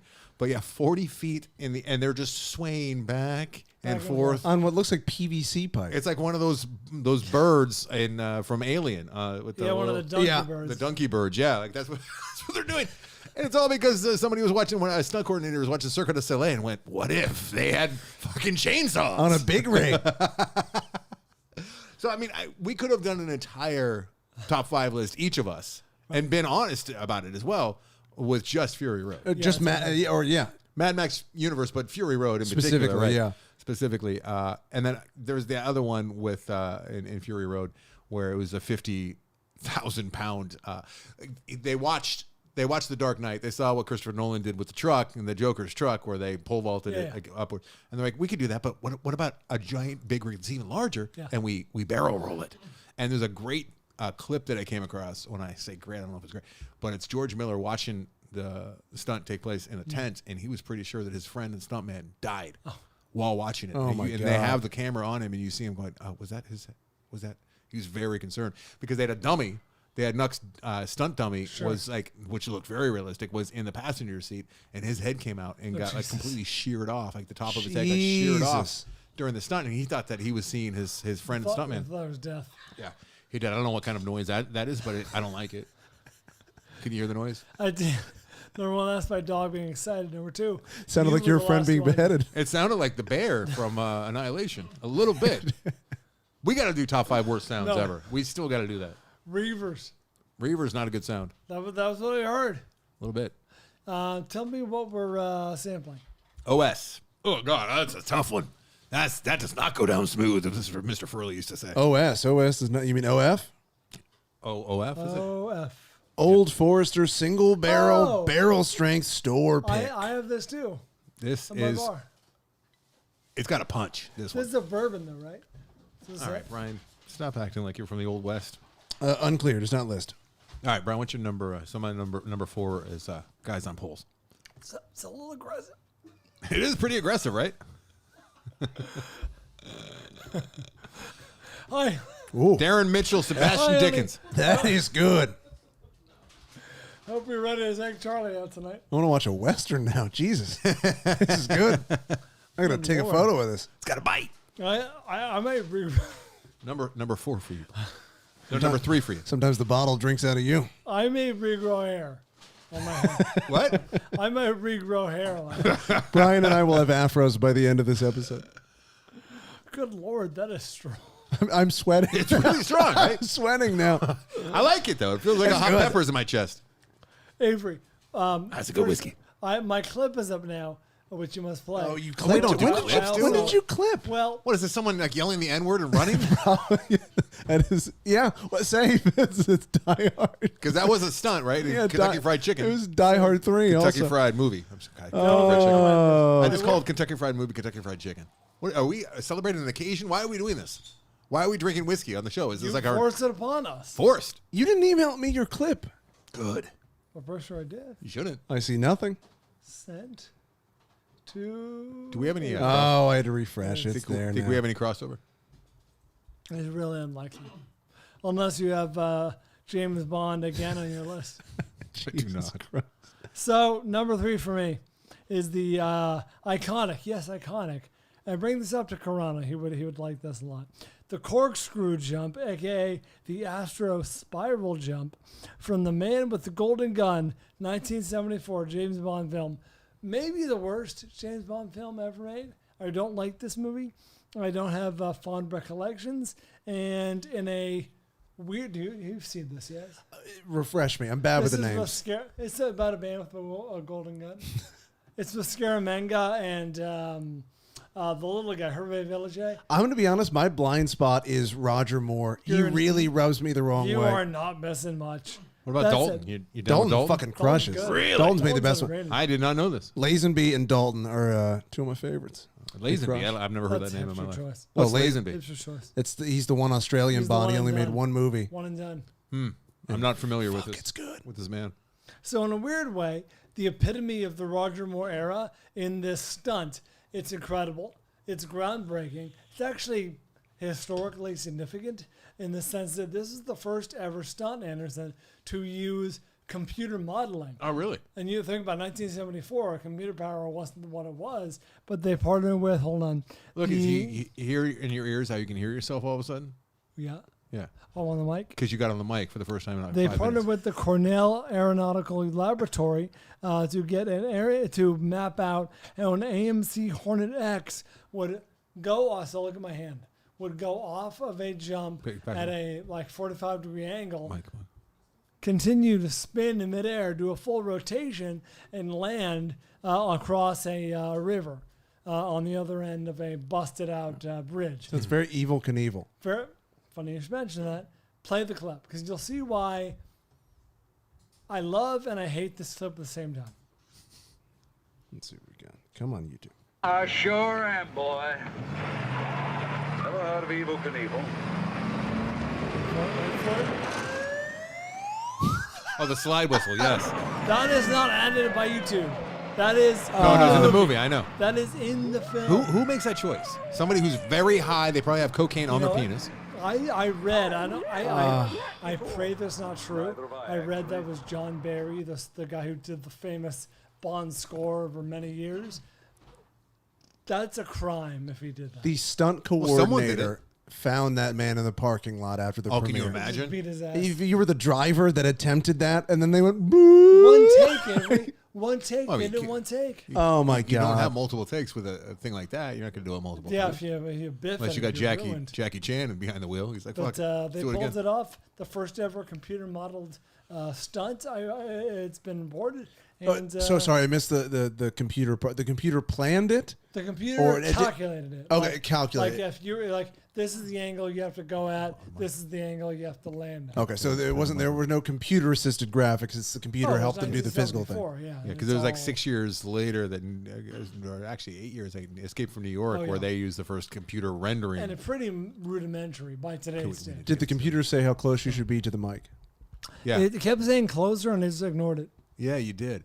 How do I'm you not? afraid Why it's don't you like a lean percent. forward like I do? Just put the elbows on the table like you have bad manners, and Or like me, where you can lean back, or it's an arm. That's you good. get the arm though. Brian can't handle an arm. No, but I don't know if he can handle it at all. He might just need to just hold it, but then he'd Speaking of hold it away. arm, look at my sunburn. Oh, look at your sunburn, Brian. You got the farmer thing going on. You're getting buff though. Thanks. Getting pretty Appreciate huge. that. Appreciate that. Getting a lot. swole. It means a lot to me. GTL. No, you're. I mean, I can see a little depth. A little more depth. LMT. What's that? Low T. Jim Tan Laundry from Jersey Shore. I remember that, and I wish that it wasn't back. All right. What's your number 3? Number 3 for me. If we have any crossover, this might be it. And if it's not on your list, I almost left it off because I'm thinking it's probably on Brian's list. I'm like, fuck it, it's so good. I don't care if we have crossover. You got any helicopters on your list? Oh, fuck. Not a one. Little T2. So good. So good, Brian. It's so goddamn good. Charles A. Tamburo. Wait, Terminator 2? Terminator Where 2. like he goes in and throws the guy out? Well, yeah, that's the beginning. He throws the guy out, right? And then the guy that he throws out is Charles A. Tamburo. So it's where there's one of the endless chase scenes that happens in the Terminator franchise. But It ends. it's when what's his name? The guy that Robert turns into Patrick? John Robert Patrick. Connor. But what's the T-1000. T-1000? Yeah, he smashes through the helicopter because he wants that helicopter. He wants to commandeer it. He wants I'm to a use it 45-year-old man. to chase. You really like your Terminator. He wants to chase down the big rig, right? That he's got Yes. the targets in with Sarah Connor over there. So he pulls out the actual stuntman who does the stunt that we're about to see, the stunt pilot, who is Charles A. Tamburo, who was not only a stunt pilot, but he also flew over at the old Vietnam over there. Yeah, Right? sure. He was- A lot of he was- those stunt guys were veterans. Where you learn the stunts. I should say that I have Real life. links to all of this stuff in my list that I can't we finish post. this. Well, you don't have to. We post to Because the you're Patreon. porn cup. My top 5. Oh, he's giving it to me. My top 5 is always on the Patreon. Brian sometimes makes it, but Avery's what I tops do, off. especially with I'm like going to drive through your neighbor's house. with episodes like this where it lends itself to like, hey, if you want to see this clip yourself, you should. I implore everyone to, if you have the Patreon, to go over to our list and use the links that I put up there, because the helicopter under the overpass is Pretty great. it's why would you even think to do that? I mean, it looked cool, but it didn't look nearly cool enough considering It was what could have gone It was wrong. truly death-defying. Cameron's I feel like that's something the stuntman suggests where he's like, you know what I could do? Yeah. Like, really? yeah. I'll do it. So the clip Cameron's like, we signed this waiver. that I have is Cameron going over this whole sequence, and a very, very cool. I give Cameron a lot of shit because of Avatar and how I feel like, it's not made for me, and I get sad that a man that makes such great things is spending the rest of his life making It things is I a don't little care. depressing. But he's great. He's very, very intelligent, as you'd imagine, and he's walking us through this sequence. What's that? It's just 'cause, well, James Cameron doesn't do what James Cameron does for James Cameron. James Cameron does what James Cameron does because James Cameron is James Cameron. Are you making this up on the fly? South Park. It's from the Oh, South is it from South Park? So Avery It's one of the needs, greatest quotes. Avery needs an intervention.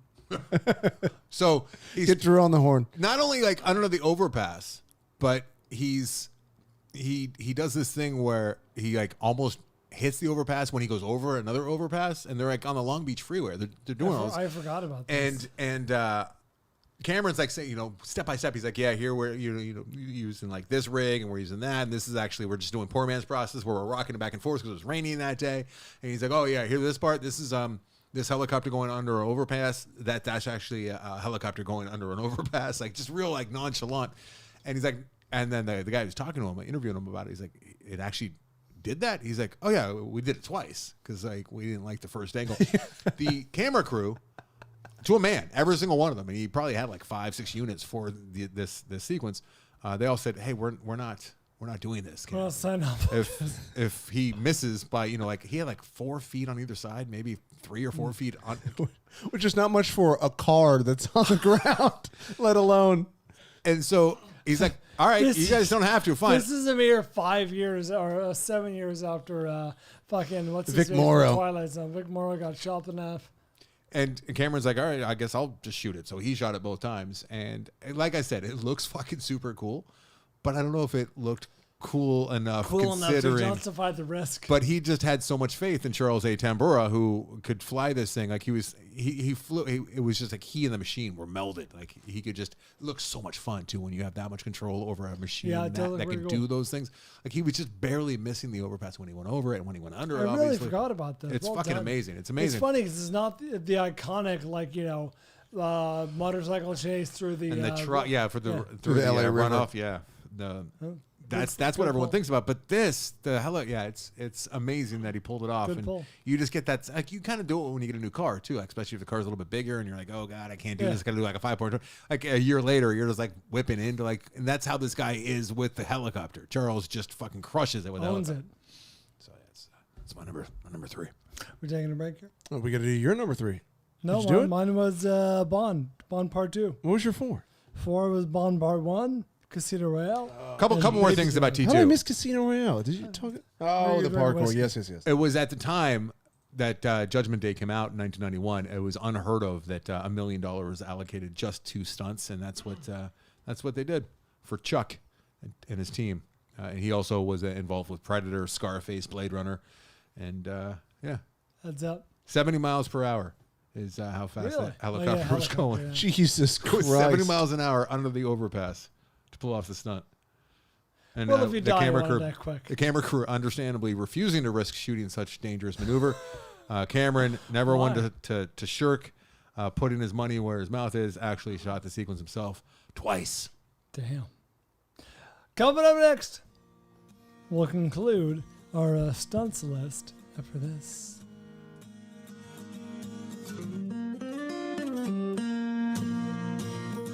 One night. Hey, we're back. Let's check in with the interesting little purchase on Amazon. Hey, we told you guys last month we hit our bonus. Awesome. Thank you for every little and big purchase. Helps out a little bit every time. We appreciate you. Here's the purchase on the Amazon link this month, or this week, I should say. Somebody, I'm going to assume this is all the same person, although if it's multiple people, thank you all. But someone got a Sony 65-inch 4K Ultra HD TV. It's a $1,000 purchase. Thank you very much for helping us out. Also got a Yamaha True X soundbar with Dolby Atmos. Oh, sick. Also a Sanus TV. You're like a child. Like Atticus has to read a little paragraph, a science-related paragraph every week as part of his homework, and then he gets tested on it, and he has to read it every single day for 5 days straight. And we have to mark down how many words he gets wrong. And he had to read about Uranus and Venus, right? And he could not get Uranus. Like, it was really, really hard. And then I'm like, all right, I know how I'll get him to remember it. And I told him, have you ever heard of an anus? No. Well, anus is your butthole. And then he's like, ha, ha, ha. And then I'm like, so that's what that planet's called. It's called Uranus. And he's like, he never missed it for the rest of the fucking week, every single time. Like, just, Uranus was like just rolled right off the tongue because like he thought it was so funny. If you're trying to help me, it's not working. But I'm saying it's like you got the exact same thing going on over there, and he's 7. Look at you. Look at you. I blame the old Forrester. He's slightly older than Atticus. TV Walmart.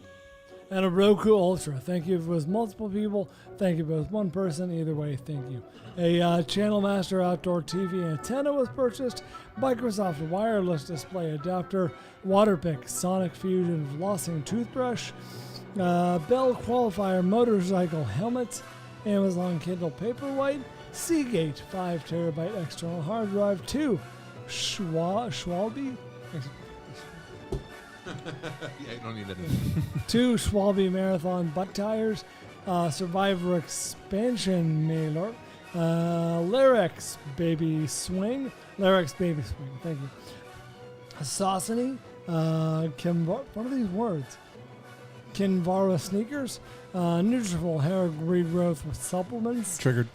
Yeah, this is upsetting. Ryobi cordless patio sweeper, Bullhide belts, basket weave leather belts, Yoder leather company, basket weave ranger belts, Amazon Basics rectangular trash can, ISO pure protein powder, Zule orange juice squeezer, rechargeable camping lantern, and finally, 2 K&F UV protection filters. I like that. Here are the movies that were clicked through. This is the last time we talked at Joe. Somebody clicked through and got Twilight. I mean, I appreciate that. I'm pretty sure. I Might have been for the kid. might have been for the kid, which is even more criminal Why? because why would you, Why would you poison someone like that? like I appreciate the click through. Listen, And I can't say anything because I have never seen Twilight. I've never seen any of them. I've just heard the stories. I've heard stories. I know it wasn't made for me. I have seen Twilight. It's really, really good. They get sparkly. What? They get sparkly. Because of Twilight? Like, isn't that what that happens to the vampires, right? They get like shiny and sparkly and they get glitter on them. I heard that as well. Ryan, you saw it, and Oh, we know yeah. it, and we haven't seen it. I Something's really not adding don't up remember here. that at all. It's not like a movie. 9 to 5 is click through as well. Fuck the yes for 9 to 5. Hey, 9 to 5 is good. Fuck, yeah, it's very good. It is good. That garage door opener does the wonders. Hot Rod was click through. Fuck Also to the good. yes. Cool beans. You know what's great for holding water? Pools are great for holding water. They're great for.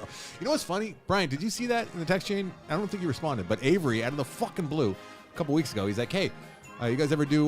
We ever do top 5 throwaway lines?" And then his reference, his Was one of example yours?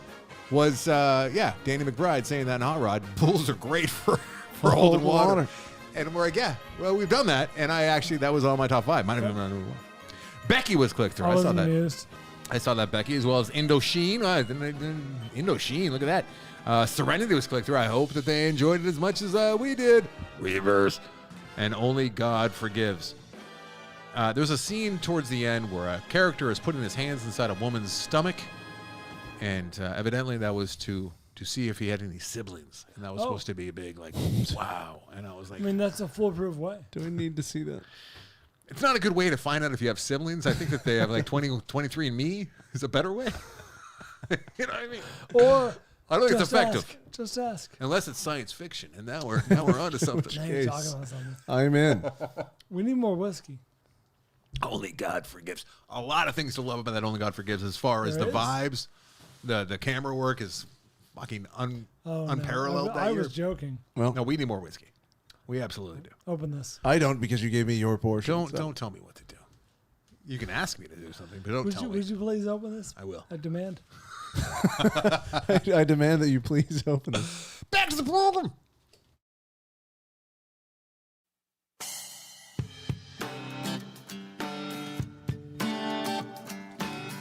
Yeah, we're back. Anderson is working on number 3. How many are there? Four. wait. 4. Oh my God. This is a mistake. I will not make it. This is Wild Turkey, which is an odd choice because Well, Wild Turkey off the shelf is nothing special. Is it like but premium? Perhaps, yeah, perhaps this is a limited edition or some sort. This is Wild Turkey Off the Kentucky shelf. Spirit Store pick. All right. I know that Better Brian knows what he's doing. So Yeah. I'm imagining this first is- time I ever got drunk was Wild Turkey. Really? Yep. You were 8? I think 10, 11, That's disturbing. 7th grade. Ugh, I was drinking Jack Daniels out of a pint glass. Yeah, Why it's too would you much. Why would you do that? Because an older boy told me that was a reasonable amount to have. And An he older literally, boy. He literally, and he was cool. I was probably like 16. And this black dude was like 21. And I was trying to be cool. I was at his house. His name was Law. He had dreads. He was like, this is what you want to drink. His name was Law. Yeah, that's what he went by. Johnny Law. We were in Echo Park, and he just poured That was as bad as my fucking gardener that never happened, by the way. He pulled me He poured said- me a full pint you glass. said- That's like That's two my- fists. Like you one said- finger is what you should have, especially Yes. at that age. But he gave you two fists. And I was halfway through, and I turned to my friend. I was like, "This is kind of hard to drink." And he's like, "What are you doing? That's way too much to drink." Here's what you want to do. And he you poured said it out. that's my friend Law. I got it from you. I said no. What are you, a lawyer? We're not revisiting that, Brian. And you know what? If you really You guys believe want that a I funny said story? gardener, like gardener, to your fucking friend at some holiday party, What are you, like, Governor? if anything, if that ever did happen, because you're adamant that it happened. I was there. If it did happen, it was like this. I wasn't sure I heard him right, and I'm like, is a gardener like like a gardener? That's how. Not like, hey, what? You're a fucking gardener. Hey, you wanna hey, trim whoa, my- hey, suck on these fucking nuts, huh? You did- Hey, gardener. You did say that. Yeah. Suck on these succulents. What are they? Ah, Jesus Christ! I feel like this episode, I can almost like feel it in my soul, like just people just dropping off. I can just hear No, I think people are in. 15 more people just dropped off. They're like, yeah, not for me. I think this goes on the reel. You ever do that? I listen to Netflix's joke radio quite a bit, and like I'll be listening to a bit. It's good, and then another comedian will come on and a few lines, and I'm like, This is where I tab out. no, it's just I wanted to move on anyways. I don't want to get invested in this. Speaking of one, which, but I Comedy feel bad. Confessional this I feel- Friday. Oh, Comedy yeah. Confessional. There you go. Yeah. speaking of Santa tabbing Monica out, at Confess Comedy on Instagram. Number 2 for me is have a performed couple of cubes. performed by a man named Simon Crane. Buddy. I had no idea that Cliffhanger was going to be making an appearance on any list of mine ever, Brian. Cliffhanger's all right. Cliffhanger got a lot of miles out of that one scene where Indeed. Adrian's like hanging on the fucking thing at the end. know. I'll never forget It doesn't go watching well. another movie when at the time the Cliffhanger was coming out, which was '93, and some woman who should not be walking amongst us, let alone seeing like big screen action movies, because the trailer had her gasping and reacting. I'll never forget. And I'm like, she's actually making me want to see this, because if she's reacting this way. But Cliffhanger did not. It had its moments, but it was just like a big dumb holdover 80s action It movie. was, I think, a good, yes, in as much as it was a very standard, middle of the road, tropey action movie of the era. It was a good example of that. But it's no But Cobra. it's 93. So, I mean, it was definitely a holdover. It felt. Well, I mean, that's the same year as, or a year after Under Siege, which is like another good example of that kind of movie. Okay. I'm just saying, yes, you're right, and then it's maybe a little after its time, but it's still pretty good. He's just yes-anding you, Anderson. Yeah, I'm yes, He's Andy. expanding beyond that. So, the Cliffhanger stunt, though, that is number 2 on my list. He hangs by a cliff. No, it's Simon He cliffs Crane. by a hang. He's. I don't know if you remember Place. this bit, and it really, once again, like I don't know if it had the impact that it deserved Doesn't within involve the Lithgow? movie. I No. like this, by the way. You're a wild turkey. You enjoyed it? I haven't tasted it yet. A man named Simon Crane is the stunt man who does this wild fucking act, which is 2 jet planes flying simultaneously at the exact same speed.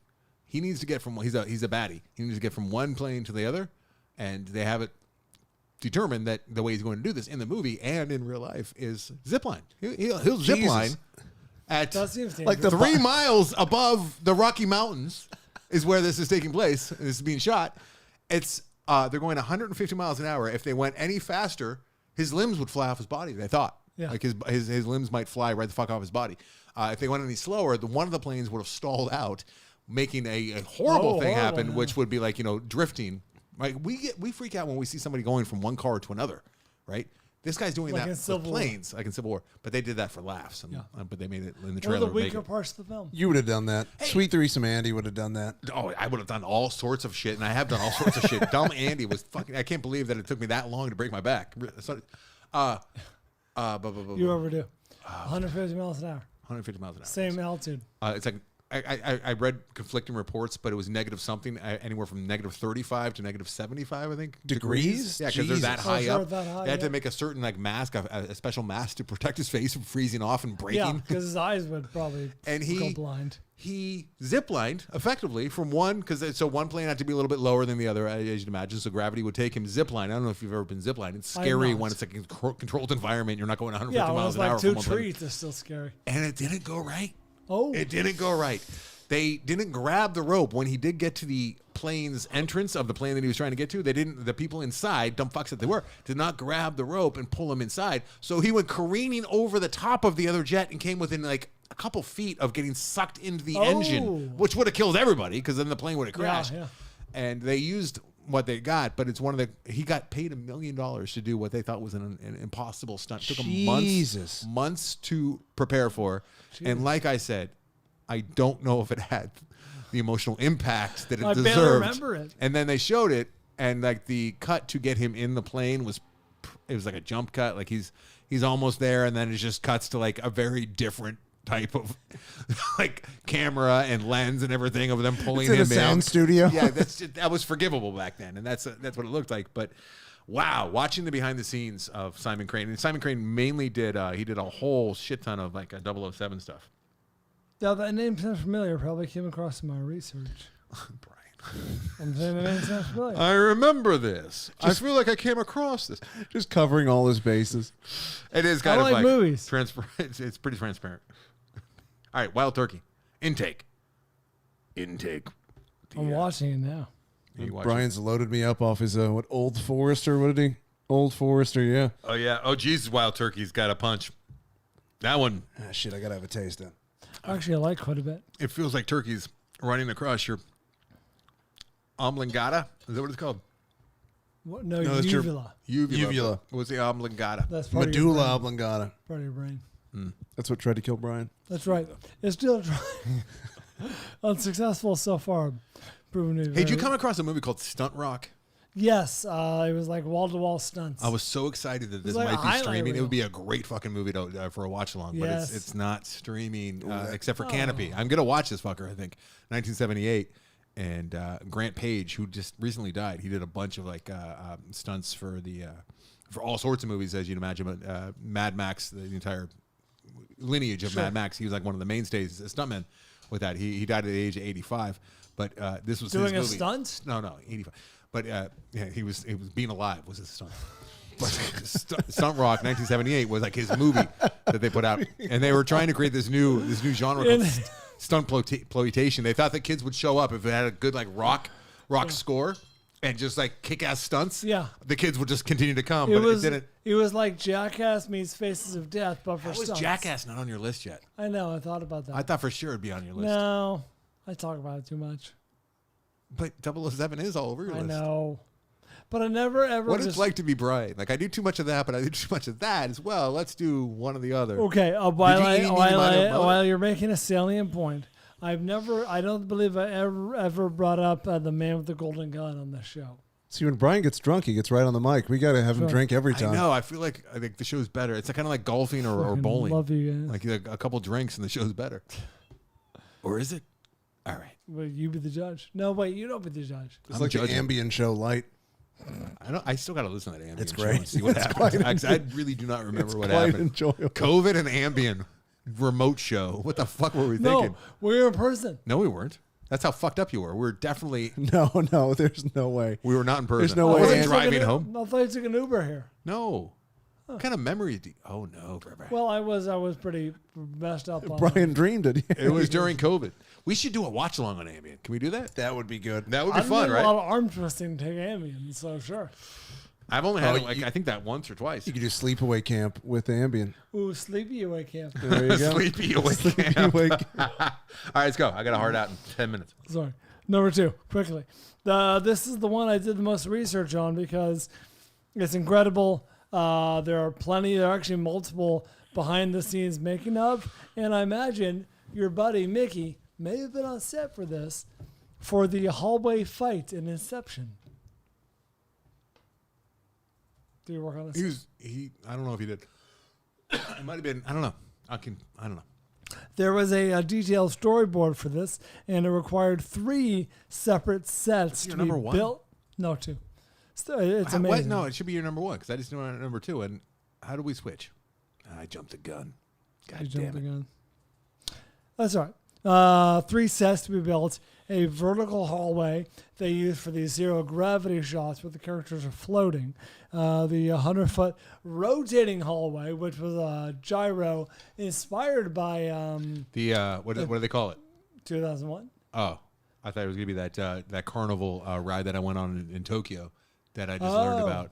Where Yeah, you go yeah, and yeah. you feel like you're on a swing, and then the whole room starts rotating around Yeah, you, and it's you feel not. like It's you're not swinging, a gyro. It's and you get super nauseous. It's a centrifuge. So it's circling around, Fucking use and that's where centrifuge around me. That's where they did the fight scene. And there was a separate hotel room built that was actually larger than the hall. It was 25 feet long. The cameras were stabilized in rails. If you notice, the hallway is actually got these long stripes, and those are actually grooves where the camera can go up and down. It looks like a hallway carpet design, but it's actually functional. And someone's written down here. Oh, Joseph Gordon-Levitt actually performed his own stunts, which required actually a couple of months of physical and mental preparation because the spinning room was making people sick, actually throwing up, and he had to get used to the spinning room and doing stunts in it. Yeah, it does make you sick. I experienced it a month ago Oh, really? Oh, yeah, Yeah. in Japan. in Japan, and it makes you. What was it called? The fuck's that thing called? Hold on, give me a second here. I do need you to try to read this. What do you mean? A haunted swing is what it's called. I was hoping it was going to be in Japanese. No, because it wasn't invented in Japan. But the haunted swing is what this thing is called. It's an old timey amusement park. The Haunted Swing. Yeah, and it makes you feel like you're doing that. Look at that, Avery. Sounds like a Shel Silverstein book. That's right. Makes you feel like you're doing that, but you're not, and your brain is all confused, especially if you got a primitive dumb brain. My wife, we get off this thing, and I'm nauseous as can be, and Jillian is not at all, and she has it in her head. She's like, there could be boring. some truth. She's like, yeah, it's your primitive brain. It's so much more primitive than mine. It really couldn't understand what was going on. And look, I'm fine. And I'm green. There's literally Japanese people walking by and laughing at me because I'm almost throwing up. Atticus feels all bad for me. He's rubbing my back. I'm like, everything that's happening in the world right now is just so spot on. I got a sweet kid, a mean wife, and the public sucks. You felt like you lived Annihilation at the end? I did. Your just brain is melting. I don't know what just happened. But I did know what happened. I knew the parlor trick of it, but my brain, there is some truth to it. My dumb brain is like, no, we're going upside down, and you need to evacuate everything in your stomach right now so that you can deal with this. That's what's happening. Whatever information is in your stomach, too much. That's what the whole fight or flight thing is. It's elevates the heart rate and just makes you throw up so that you don't have that weighing you down when you have to fight for your life. Yeah. You're like the wild animal who sees a mirror in the forest and freaks out and tries to fight it.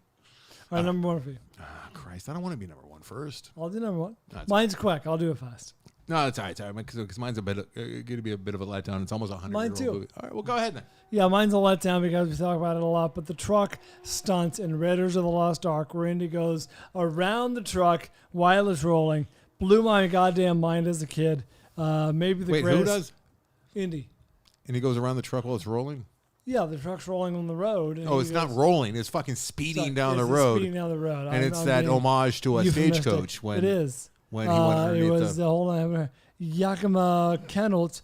His iconic. You made it sound like it was a Chinese fire drill, which I think we're not allowed to say anymore, but that's what you made it sound Oh, like. I'm sorry. Like he No, got out of the car at a there's red light and speeding ran truck, around. And he goes over the hood, under Yes. the truck, back up the back. Oh, that. Okay. I thought you meant he was. I couldn't Yeah, he remember. the stunt. sorry, yeah. undersold it to a I great apologize. degree. I thought I was imagining a truck doing like a loop-de-loop. Apologize. No, he went around. Now, yes. I The remember. stunt was performed by Terry Leonard. It was driven by his friend, fellow stuntman Glenn H. Randall Jr., and in a nice subtle FU to the Nazis, Spielberg included the part where Indy tries to grab hold of the Mercedes-Benz hood. pulls it ornament, off. Snaps it right off. Right.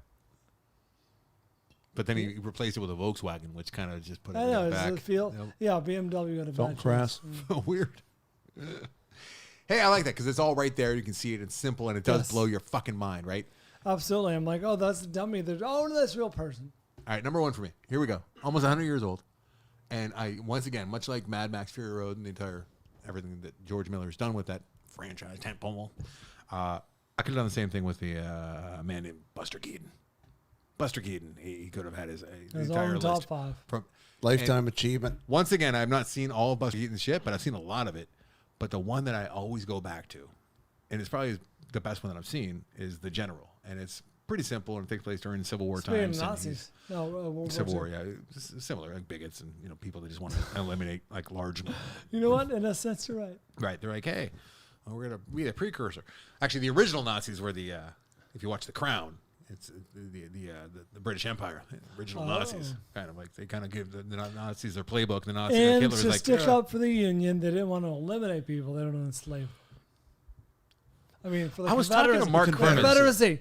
I was talking to Mark Crimmins, who every now and again we do chats with Andy. I love Mark. Mark's Drinking great. Kentucky bourbon. He's from Australia, and he loves Backwards to, feet, that lad. He's got backwards feet. He was born with backwards feet. This Mark Crimmins, listener of the program. How you doing, Mark?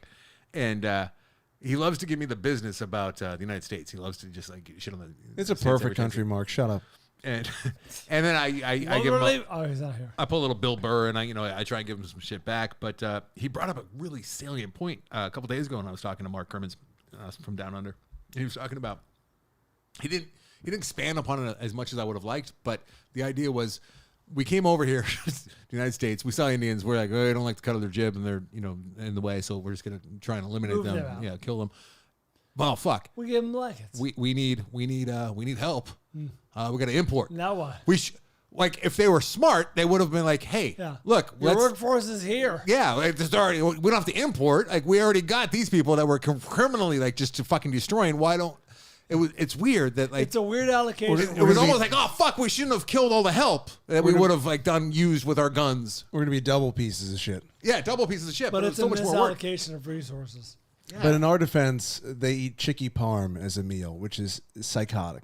I'm not following that at all. They eat chicken parmesan with French does? fries. Oh, you're talking about Australia. The Australians. Oh, they do all sorts of crazy shit. Yeah. Snack. I can tell you that chicken salt that he sends me. Wild. Chicken salt's pretty fucking good though. Also, I like that chicken chicky salt. parm and fries is fucking delicious. Yeah. It's a good drunk A man. lot of good things going on down there. Anyways, back to fucking Buster Where can I Keaton. get some chicken parm? Who, by the way, I don't know if a lot of people know this, but Buster Keaton, like he kind of found his calling when he was a young lad. He fell down in front of a large group of people. I'm not quite sure why Houdini was there, but he fell down a flight of stairs and got right back up. What's that? This feels apocryphal. I was thinking. I'm going the back to my same. list. Houdini was there. Houdini was there. Salvador Dali was painting. Houdini They were in named front of Lincoln's Buster grave. Keaton. Houdini gave Buster his name, evidently. He's the one. 11-year-old Buster Keaton, who wasn't Buster Keaton at the time, fell down a flight of stairs, got right back up, and he's like, that sucked. Teddy but it was Roosevelt fine. was like, not on my watch. And Houdini said, wow, that was a Buster. And Buster Keaton thought, hey, not a bad name for a stage name. And he's been going by Buster Keaton. This ever feels since. like that Louis joke where there's always that like 115-year-old who's like, I met Napoleon. He's like, no, you didn't. Oldest liar in the world. There's no one else to refute this. We already did Joss Whedon earlier, and I feel like we're kind of. Oh, you're getting an and email then from we Gio. talked, You're and we- getting an then we- email and from we talked Gio. about how we should have just kept the Native Americans enslaved instead of importing black people. I mean, I feel like we're already now to That's a good bring point. him in. I feel like we're really We're testing the limit. we're really testing the water, and it feels hot. Experimenting with the media. This water feels very hot, Avery. I don't want to The experiment water with bubbling. All right, so number one, the Buster Keaton. So many. Like he did the one with obviously the facade of the Sure. building falling on him. He did that Iconic. numerous times. And Falling around him. two. And him in the in front of the train, right? Where he's there's the Do moving not train. step all over my shit. So it was 2 tons. That facade of the building that falls, and smushed he's him. now that would have been my number one, had I not really watched it and made sure, because he had to hit his mark, right? And how? But there's an edit, so they made sure. Which no, I'm not taking anything away from that stunt. Still, you got to trust a whole lot of people, and if you're off by an inch with the math, you're gonna get crushed. But it wasn't like he got off that bed in that shot and then found his mark without anyone seeing that he found his mark and having the thing fall on top of him. Like, there was a cut, so they repositioned him, made sure, and I'm sure they triple checked, hopefully, and then the whole facade fell down and he went right through that. It's an iconic scene. It's a great scene. There were so many things that this man did, and just watch like the best of Buster Keaton. It's so much fun to watch. Like, And they do any age, any person will enjoy the feats of this and they man. do a lot of cool tricks. I saw one on Reddit where they'll paint something and put it over the lens to do a little forced perspective, Yeah. where it looks like he's about to fall off a building as he's roller skating. Yeah. And it's just the little piece cut out is painted in front of the lens, and he's just it's Back when they brilliant. were inventing it as they went. Practical effects. Specifically, like they didn't have scripts. Like he's famous for having said like he never once had a script. Like they had an idea, they were 50% of the way there, the other 50% of the way they got to the other 50% while on set. That I just can't imagine that kind of freedom and that much that just like reinventing something that dealing with the invention as it's being invented. Like it just how do we tell stories? Let's do this, and it fucking works. These silent movies that like Buster Keaton and Harold Lloyd and of course Charlie Chaplin, like these. They're fucking great. They hold up. They're better than the dumb bullshit cartoons that we were raised on. A lot of like my age was raised on with the Tom and Jerry and like all that. Like Looney Tunes. These things are fucking great. So, what my number one is the train thing that Avery talked about earlier. And it's all right, but it's The General from 1926. It's my favorite movie that I've seen. I've not seen all Buster Keaton's movies, but I've seen a shit ton of them, and it's so simple. And he's just sitting on the front of this train that he's become. He is, by de facto, you have to watch the movie, but like he's the only guy on the train by a series of events, and there's a whole lot of things happening with the train. Have you seen The General, Brian? No. It's unbelievable. Like you and Tessa, she might be a little. Everyone will love this, and he's just on. It's one of those steam trains with like it's got the pointed front, which is very evil looking, and it's designed the cow plow, right? Designed to plow like things out of its way, and he's just sitting on the front of it, and it's uncut, and it's just so fucking simple.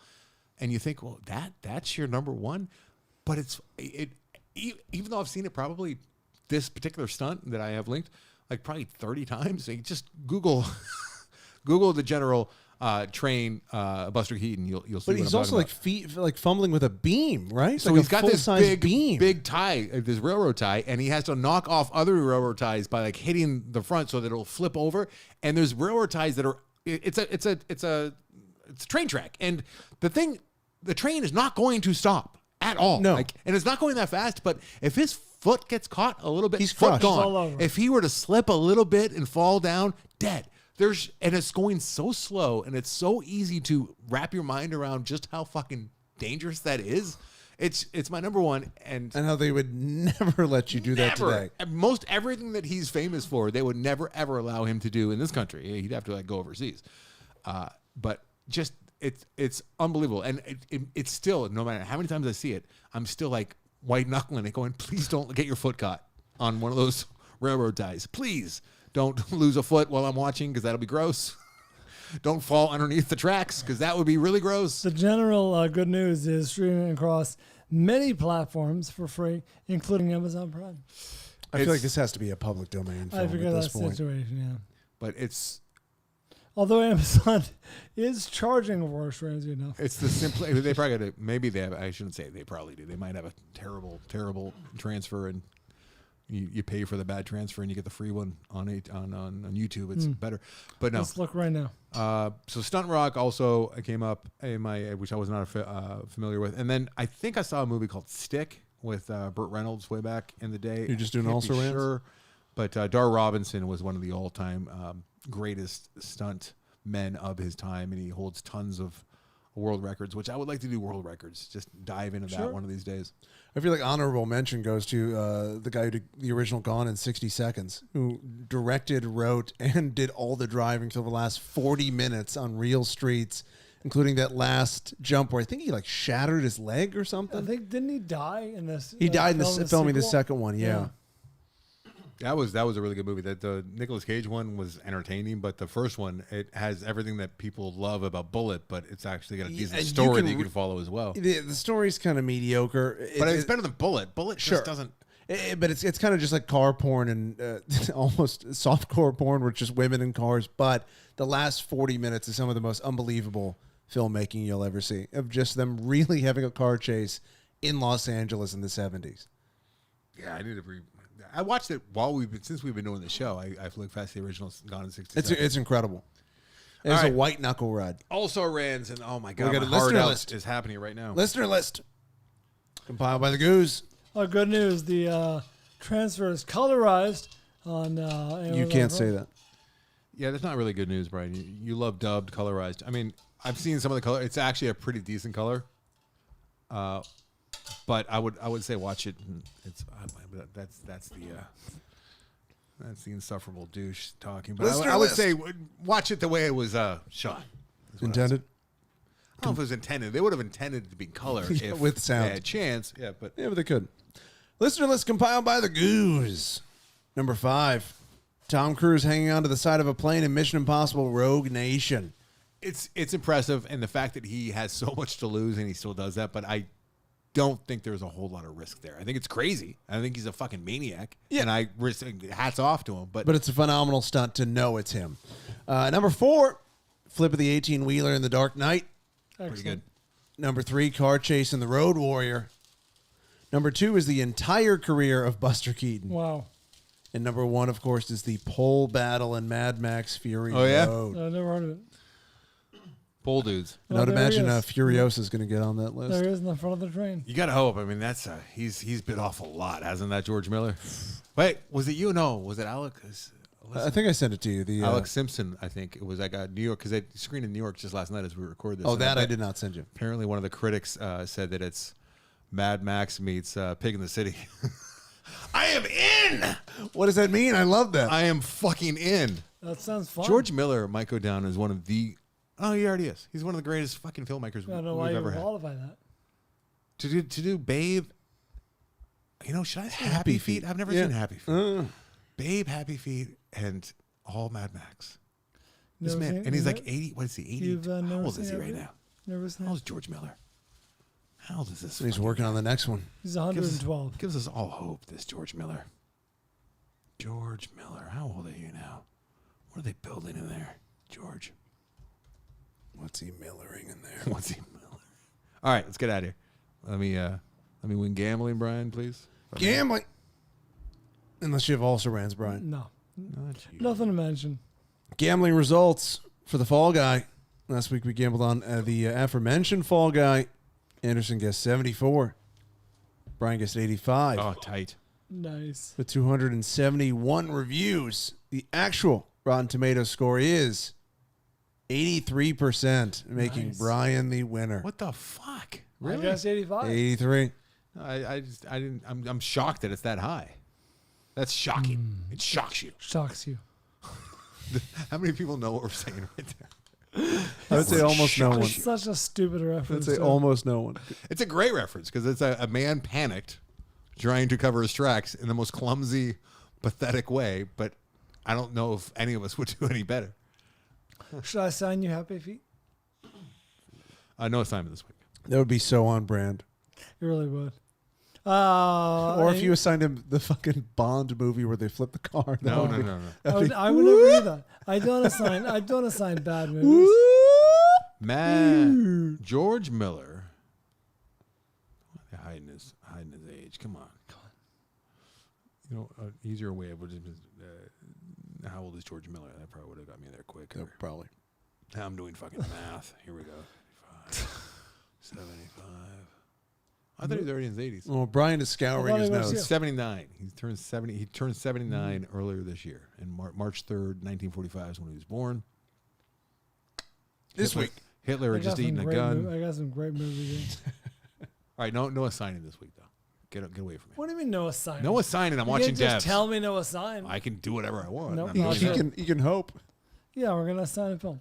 Oh, you know what I'm gonna do? I'll watch maybe the first third of it, like you did with devs. I That's watched fair. it all. Oh, what am I drinking? Weller.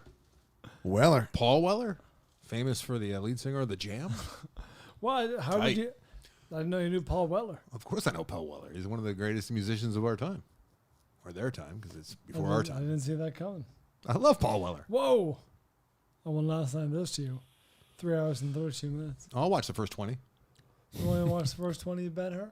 No, fuck. I'm never watching Ben Hur. Banned. Why? I watched it in film school. How did Ben Hur cross Because your... it came Because up it came up in on, multiple times. Research. You know what doesn't Oh, come up okay. in the research when you're just seeing Ben Hur on like Dead lists? horses? Is dead horses. Yeah. What about all the fucking stunts that the horses gave their lives for? You pricks. All right, sorry. Got a Yeah, little- prick ya. All right, Brian, you're not assigning me a movie. I'm I not have a watching film it. to assign you. No. We're watching Little Monsters and Devs and 4 hours of Hamlet by give me Ken Happy Follett. Feet. I'll do Happy Feet. I kind of want to see Happy Feet too. I kind of want to watch it. We should watch Happy Happy- Feet. You know what? We should watch Happy Feet in preparation for watching Furiosa, Yes! right? So we're seeing the canon. Yes, exactly. Wait a minute. Are there any George Miller movies I have not seen other than Happy Feet? Because that man hasn't made that many movies, right? All right, this will be a good exercise. 19 movies. I feel like there's a few that I have not. God damn it. 19? I'm Really? ranking him as one of the greatest filmmakers ever. And You've seen 4 of his films. oh, shit. Happy Feet 1 and 2. Oh, no. I'm assigning you Happy Feet too. He's got 2 upcoming? Oh, yeah, because he already announced Wasteland. This, the other. I like how he spent like 30 years just fucking off. And he's like, you know what? Maybe I should do something with this tentpole franchise that I have called Mad Max. That's extremely popular that everyone likes. Can you imagine that the studio's just saying, George, would you please do this? The Tina Turner one was good, but Damn good. And he's like, yeah, I got this idea about a cartoon. I got an idea about a cartoon Cartoon penguin pig, mate. called Happy Feet. What about Penguin. another pig His movie? feet. Penguin. They're happy. They're happy. Let's get some chicky palm. What's with the chicky palm? Running down to the store, run out me razor blades. Wait, we gotta see Lorenzo's oil. I have not seen Lorenzo's. Yes. God damn it. This man really tried to all the while. He was really trying all these different coats. And he said, you know what? The first one fits best. So let's go back. Yeah, it's like it's like asking the bartender, "Can I try that beer?" Going back to the first one. You do that sometimes, like when you've probably done it producing Never once. producing growth or whatever it's called. You're trying different things, but the first idea is the right one. But you have somebody try a bunch of different things. I just did that to my buddy Eric Robbins recently with the titles for Loaded for Bear, and he gave me something that fucking worked the very first time, and I'm like, it just feels It too can't be refined. that. It's not that. And I had to like try 3 or 4 different things, and I'm like, oh my god, the first one's just by far it's grown on me. I love it, and I felt so bad. I hate that. That doesn't happen very often, but Wow. that's what I guess his entire career has been. He Little George Miller. directed The Witches of Eastwick. The Yeah, he hell made a is lot that? of stuff that really you're too young. It was a huge movie at the time. The Witches of Eastwick? Eastwick.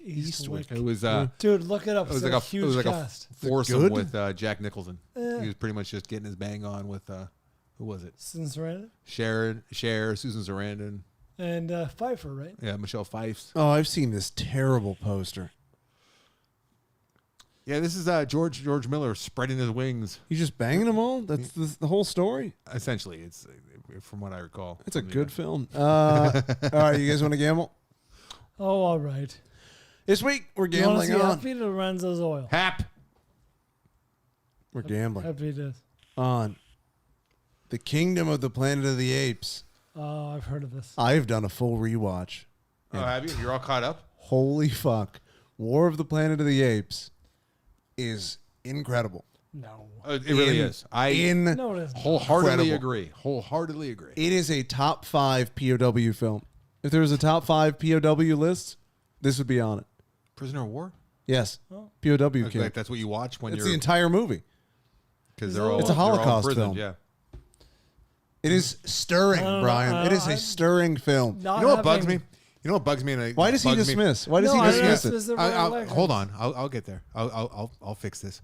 It's bugged me numerous times since Civil War came out, and it's your take on Civil War where you said it, I think 2, maybe 3 times, and I was mad on the way home, and I've been mad ever since. And I didn't give you shit because you're like, you know what? It's a zombie movie. It's more of a zombie movie than anything. No, it's not a fucking zombie It's a movie. post-apocalyptic movie. You're suggesting that the far right became zombies. No.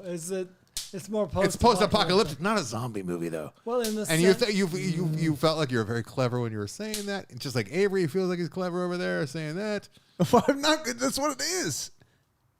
It's a Holocaust film. Perhaps he's not clever. Perhaps he really is. It enjoying though? I this mean, Rob Yes. program. I don't feel like they're exterminating. Are they Yes. exterminating? They are. Watch the film. Did they take their shoes? If the monkeys had shoes, yes. They would have taken the They would shoes. have taken the shoes. I feel like they wouldn't fit. All right. Fucking do I War go for the with this? Planet of the Apes. So good. Hey, you know what? You should assign me is Tina Turner. We don't need another hero music video because he directed that. We don't need right. another I got a number. Hero. Oh, I forgot. He did a segment in Twilight Zone. Oh yeah, the He did the Man on the Wing of the Plane. The wing of the plane, yeah. Fucking killed. Crushed. Let's Probably go. Probably the best one. You see the original? Man on the Wing of the Plane? The with original, like, Burgess Meredith? 1960s. Wasn't it Burgess? I don't think it was Burgess. The Rod Serling. Yeah, the original Twilight Zone. It's It's Shatner. awful. Shatner. It might have been Mr. Roper. How many times have they done it? No, it was the original Twilight Zone. Yeah. Was the Man on the Wing of the Plane, and he was dressed like in a gorilla suit, and it was fucking laughable. It was terrible. That's the only one I've seen. How do I find it? Nightmare 20. I got to figure out who this is before we hang up. All right, let's All right, let's I gamble. got a number. What are we gambling on? Kingdom of the Apes. Planet of the Okay. Apes. I got a number too. The sequel to one of the greatest Holocaust films ever made. Avery, please. Holy fuck. The CGI in that. Unbelievable. It's really good. I went in arms folded, angry at this James Franco rehashing of an old fucking movie that I didn't care about. Of schlocky trash. We're going back to the prequel. I don't give a fuck about these monkeys, but I'll go see it. So I don't even know why I saw it. Probably just to bring it to the show. And I'm like, Caesar sucks. Fuck you, Caesar. I don't give a shit about any. Oh my god, I'm crying. That's my exact how it happened. And then you go, they made another one? The fucking caller. No, when they made another one, I'm like, hell, fuck to the And yes. then you're like, it's even fucking better? Oh, so much better. The last one I think waned a bit. No. Go back. I thought the same no. thing. I thought the same thing, and I went back. It's so much more of a downer compared to the second one. Look at the original Man on the Wing It's of the bleak. Plane. Look at it. War is Showa for chimps. It is crazy. Avery. The microphones are still on. It is brutal. War is show off for chimps. It's Showa for chimps. It's brutal. Show up. I'm No, familiar. I was so afraid that we were going to assign that one day, but it is William Shatner. I apologize. Shatner. William Shatner. Mr. Roper was in the one with the gambling where the right. it was so cheesy, like the fucking. It was like the one-armed bandit. Yeah, the slot The machine. slot machine was like chasing him down halls because he was crazy and he was like obsessed. Those with original gambling. ones give me chills, though. Some of they were There's great some when of they were them. half hour. When they became hour long, they Too much. kind of lost. They lost some of their Little magic. talking about Twilight Zone here. All right, Number 1, 2. Oh, you Six. don't- No. I had a number in the 60s also, which makes me nervous. all right. So we're just gonna go with the second digit then. All On right. 3. 1, 2, 7. 62. Thank God. All right. You're guessing 67, Anderson. Anderson gets 67. Bryan, 62. There are currently no reviews. Good for me. for Kingdom of the Planet of the Apes. Oh, please let this be where the tide turns. All right, let's get out of And here. I've heard the fucking buzz is pretty movies. decent Is it? No, it's, I've heard. I'm worried about Who are you it. hearing that from? from people. I just say it's a flip of the coin with the director because I have not seen anything. I think I'm going to show Addie Twister, Twister's fun. and then we'll go see Twisters, which looks like it should be dumb and fun. Twister's scary, What is it? Is You wanna see especially Twister? Twisters is going to be fun when it comes You out. wanna see but it's less scary because he will never encounter a Twister in Los No, he Angeles. might. We drive. Who knows? Shit's happening. Weird things are happening. It's not about what is the horrible line in Twisters that Glenn Powell says? What if you feel it, you chase it? That's not bad because he's got people chanting it with him, so it's supposed to be. But it's like when he's Yeah. earnest and he's serious, and it's like it's not about the risk you take. It's no, you don't face your fear, you ride it. That's it. It's fucking horrible. I'm kinda That's- in. That's like right up there with Fast and Furious bullshit. You Fuck yeah. you don't face your fears, you ride them. Have you seen Twister? Oh yeah, loved it. I saw not only Twister, but I saw the other Twister too with Crispin Glover, Oh. cult film from the same era. Bryan and I are going to 5-star this shit, and you're going to hate it. If I bring Atticus, it'll soften the blow. All right, let's see this. The Boys is coming back soon, kids. is. Controversial. Flock to the yes. Yeah, your Gen V, it's No, must because watch. you know why? I made a huge mistake and pushed play on Shogun. Shogun. Why the fuck would I have done that? It is fun to walk I around. don't You mind- I fuck don't mind sucking this. whore. I'm just yelling at my The puppy. Japans. Just looking at my puppy going, Where? "Here! Where? Oi, Yakamoto!" Where's my ship? I need my men. You Tora do Nagasawa. a very good on I am the engine. My elderly neighbor is next door. She's very Tora Nagasawa. Under- Mariko-sama. the best. The best is like Oh when my God, the pheasant disappears. Did I talk about that? Yes. The pheasant disappears. He needs to know what happened to the pheasant because it was rotting and he wanted it there for 5 days for some kind of joke. I still don't understand why. No, it was And it was to make a British dish. That's a real thing. it's a real thing It to has like to just let rot it for it to, yeah. And he's like talking to like his whoever was assigned to him to be like His foot rubber housekeeper or whatever, yeah. And she's like, she speaks like 4 or 5 lines in Japanese, like very, very quickly to him. And he's just listening intently. And then she gets done and goes, I have no idea what you just said. And he storms off. The best. The Anjin. The Anjin's pretty good. He's very good. I love the Anjin. I need my men. I have no problem with Zach Robbins. He's so obsessed with the ship. And his men. Just every angle he gets to get back to that ship, he takes it every single time. And she's like, do not ask about the ship. Tell And he's like, tell me about the ship. I have no interest in his plans. I will lead you in the cannons to get my men. I need to leave the Japans. I have no problem with listener art here. I can listen to you do him all day. That's all- You doing him all day is way better than him doing himself all day. It's all me and my roommate are doing. I must leave the Japan. Thank you, Zach Robinson, for the, I think, excellent listener art. You think that's excellent? It's Well, enjoyable. it's rudimentary, but I it's feel good. bad because I'm talking shit about someone who clicked through and got Twilight, and somebody actually submitted Seriously. listener art. But I mean, People are the trying to listener support art, us. I feel like I could do a better job But just it's- like with but what's on the table, holding it up to a picture. But it's powerful. It has a statement. I don't know what the statement is. Oh, I'm, it's I'm true. lost. It's a Brian Are you, not, prefers. wait, are you not familiar with this meme? No, I'm not I familiar think with the that's meme. the That's the part. problem. That's what he's not okay, familiar so with. maybe it's lost on me. It's What's a the guy meme? walking with his girlfriend doing a double take. Oh, like, double take on look at somebody that- else's- Look at that Yes. other girl. Okay. And she's So horrified, like, hey. You're walking with Mad Max, but you're Show- looking show at him- World War at Z. World War Z. Yes. Okay. All right, now I get it. Now it's better. Okay, my apologies. That was my own stupidness. Thank you, Zach Robinson, and thank you, Eric Robbins, for assigning us Serenity. I enjoyed that a lot. AndersonandBryan.com is where you go to see Zach's art, and also to, again, for more information on Sean Russell. He is the featured artist this week.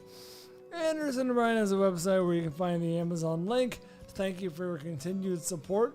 We are, it's early in the month, but I'll have you know, we are on track to hit our bonus again.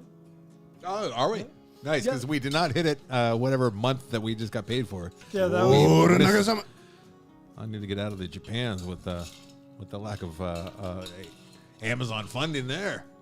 But it's picked up, so thank you guys. Appreciate it. Thank you very much, guys. It makes a huge difference because honestly, like, the wind gets taken out of sales. And I'm like, I got real estate deals over here. What am I doing? You gotta close some deals. I can't take time. You gotta Like, close some escrow. I literally, I shouldn't say this, but like literally, like emails are coming in. I'm like, I gotta learn more about stunts for the show. My priority is still this goddamn show, even though I have a career Terrible. and a child and a wife, and they let me know it. My clients let me know it. My wife, my child. Just show Jillian the barrel roll from Man of the Golden Bride. I gotta show her the Amazon intake, and then she'll be like, okay, yeah, go watch movies. Keep doing your stupid movie shit. Because she comes out and she's like, what the fuck are you doing? I'm like, I'm watching a movie for the show, and then she's like, for that? just for gallivanting. Yes. So I gotta show her the invoice, and then she'll be like, okay, watch Show her the movies. receipts. Anderson and Bryan is the Instagram. Anderson and Bryan is the TikTok. The Film Vault on Twitter and Facebook. The Film Vault podcast on YouTube. That is managed by Eric Kath, who we appreciate very much for his help. Thank you to all of our Patreon listeners, and thank you to Giovanni. Drake, who's killing it with social media. If you guys want to Killing it. play some fun trivia. I'm gonna start calling him Better Drake. Best Oh, Drake. that's Best right. Drake. Yeah, the one and only Drake. Appropriately Not aged diss track significant other Drake. Yes. As far as Oh, what am I doing? I'm buying into like Get your in here. fucking your beef. I didn't even get to try number 4. Here you go. Son of a bitch. Weller? I'm Paul gonna- Weller? You're not done with yours. Yeah, dude. What's your problem? Thanks, Goose. Thanks, Mike Cole. Thanks, Appreciate you guys. Macaulay. And yeah, better Brian for For saucing us fueling up. the show. Saucing us Fuel the up. show. Gave you the glasses. He gave me a Kraken. Glasses, sweet. He gave me a towel from the very first inaugural night of the Seattle Kraken playing their very first game. Nice. Oh, pretty Hey, how sweet. about my Sharks number 1 pick, huh? No, the lottery already happened. It happened today. God damn, I'm fucking detached from the NHL. I gotta figure that out. Penguins got bounced from the league. They got bounced for the Yeah, league. they That was don't- actually don't almost a come up. reality about 20 years ago. It was very depressing. That's when I Really? got the tattoo. When the Penguins were supposed to get, they were gonna disband. They're gonna like sell. All their players were just gonna get dissolved into other teams. Like it was dear. gonna be a lottery just of the Penguins, and they were gonna cease to exist. And I'm like, I'm getting a tattoo on my arm to remember my favorite sports team of all time. Thank God they got Crosby. Thank God. yeah. All right, you guys. Thanks for supporting the show. Thanks for downloading. Appreciate you. We'll see you next time. Until then. We do it for Van Gogh. Down so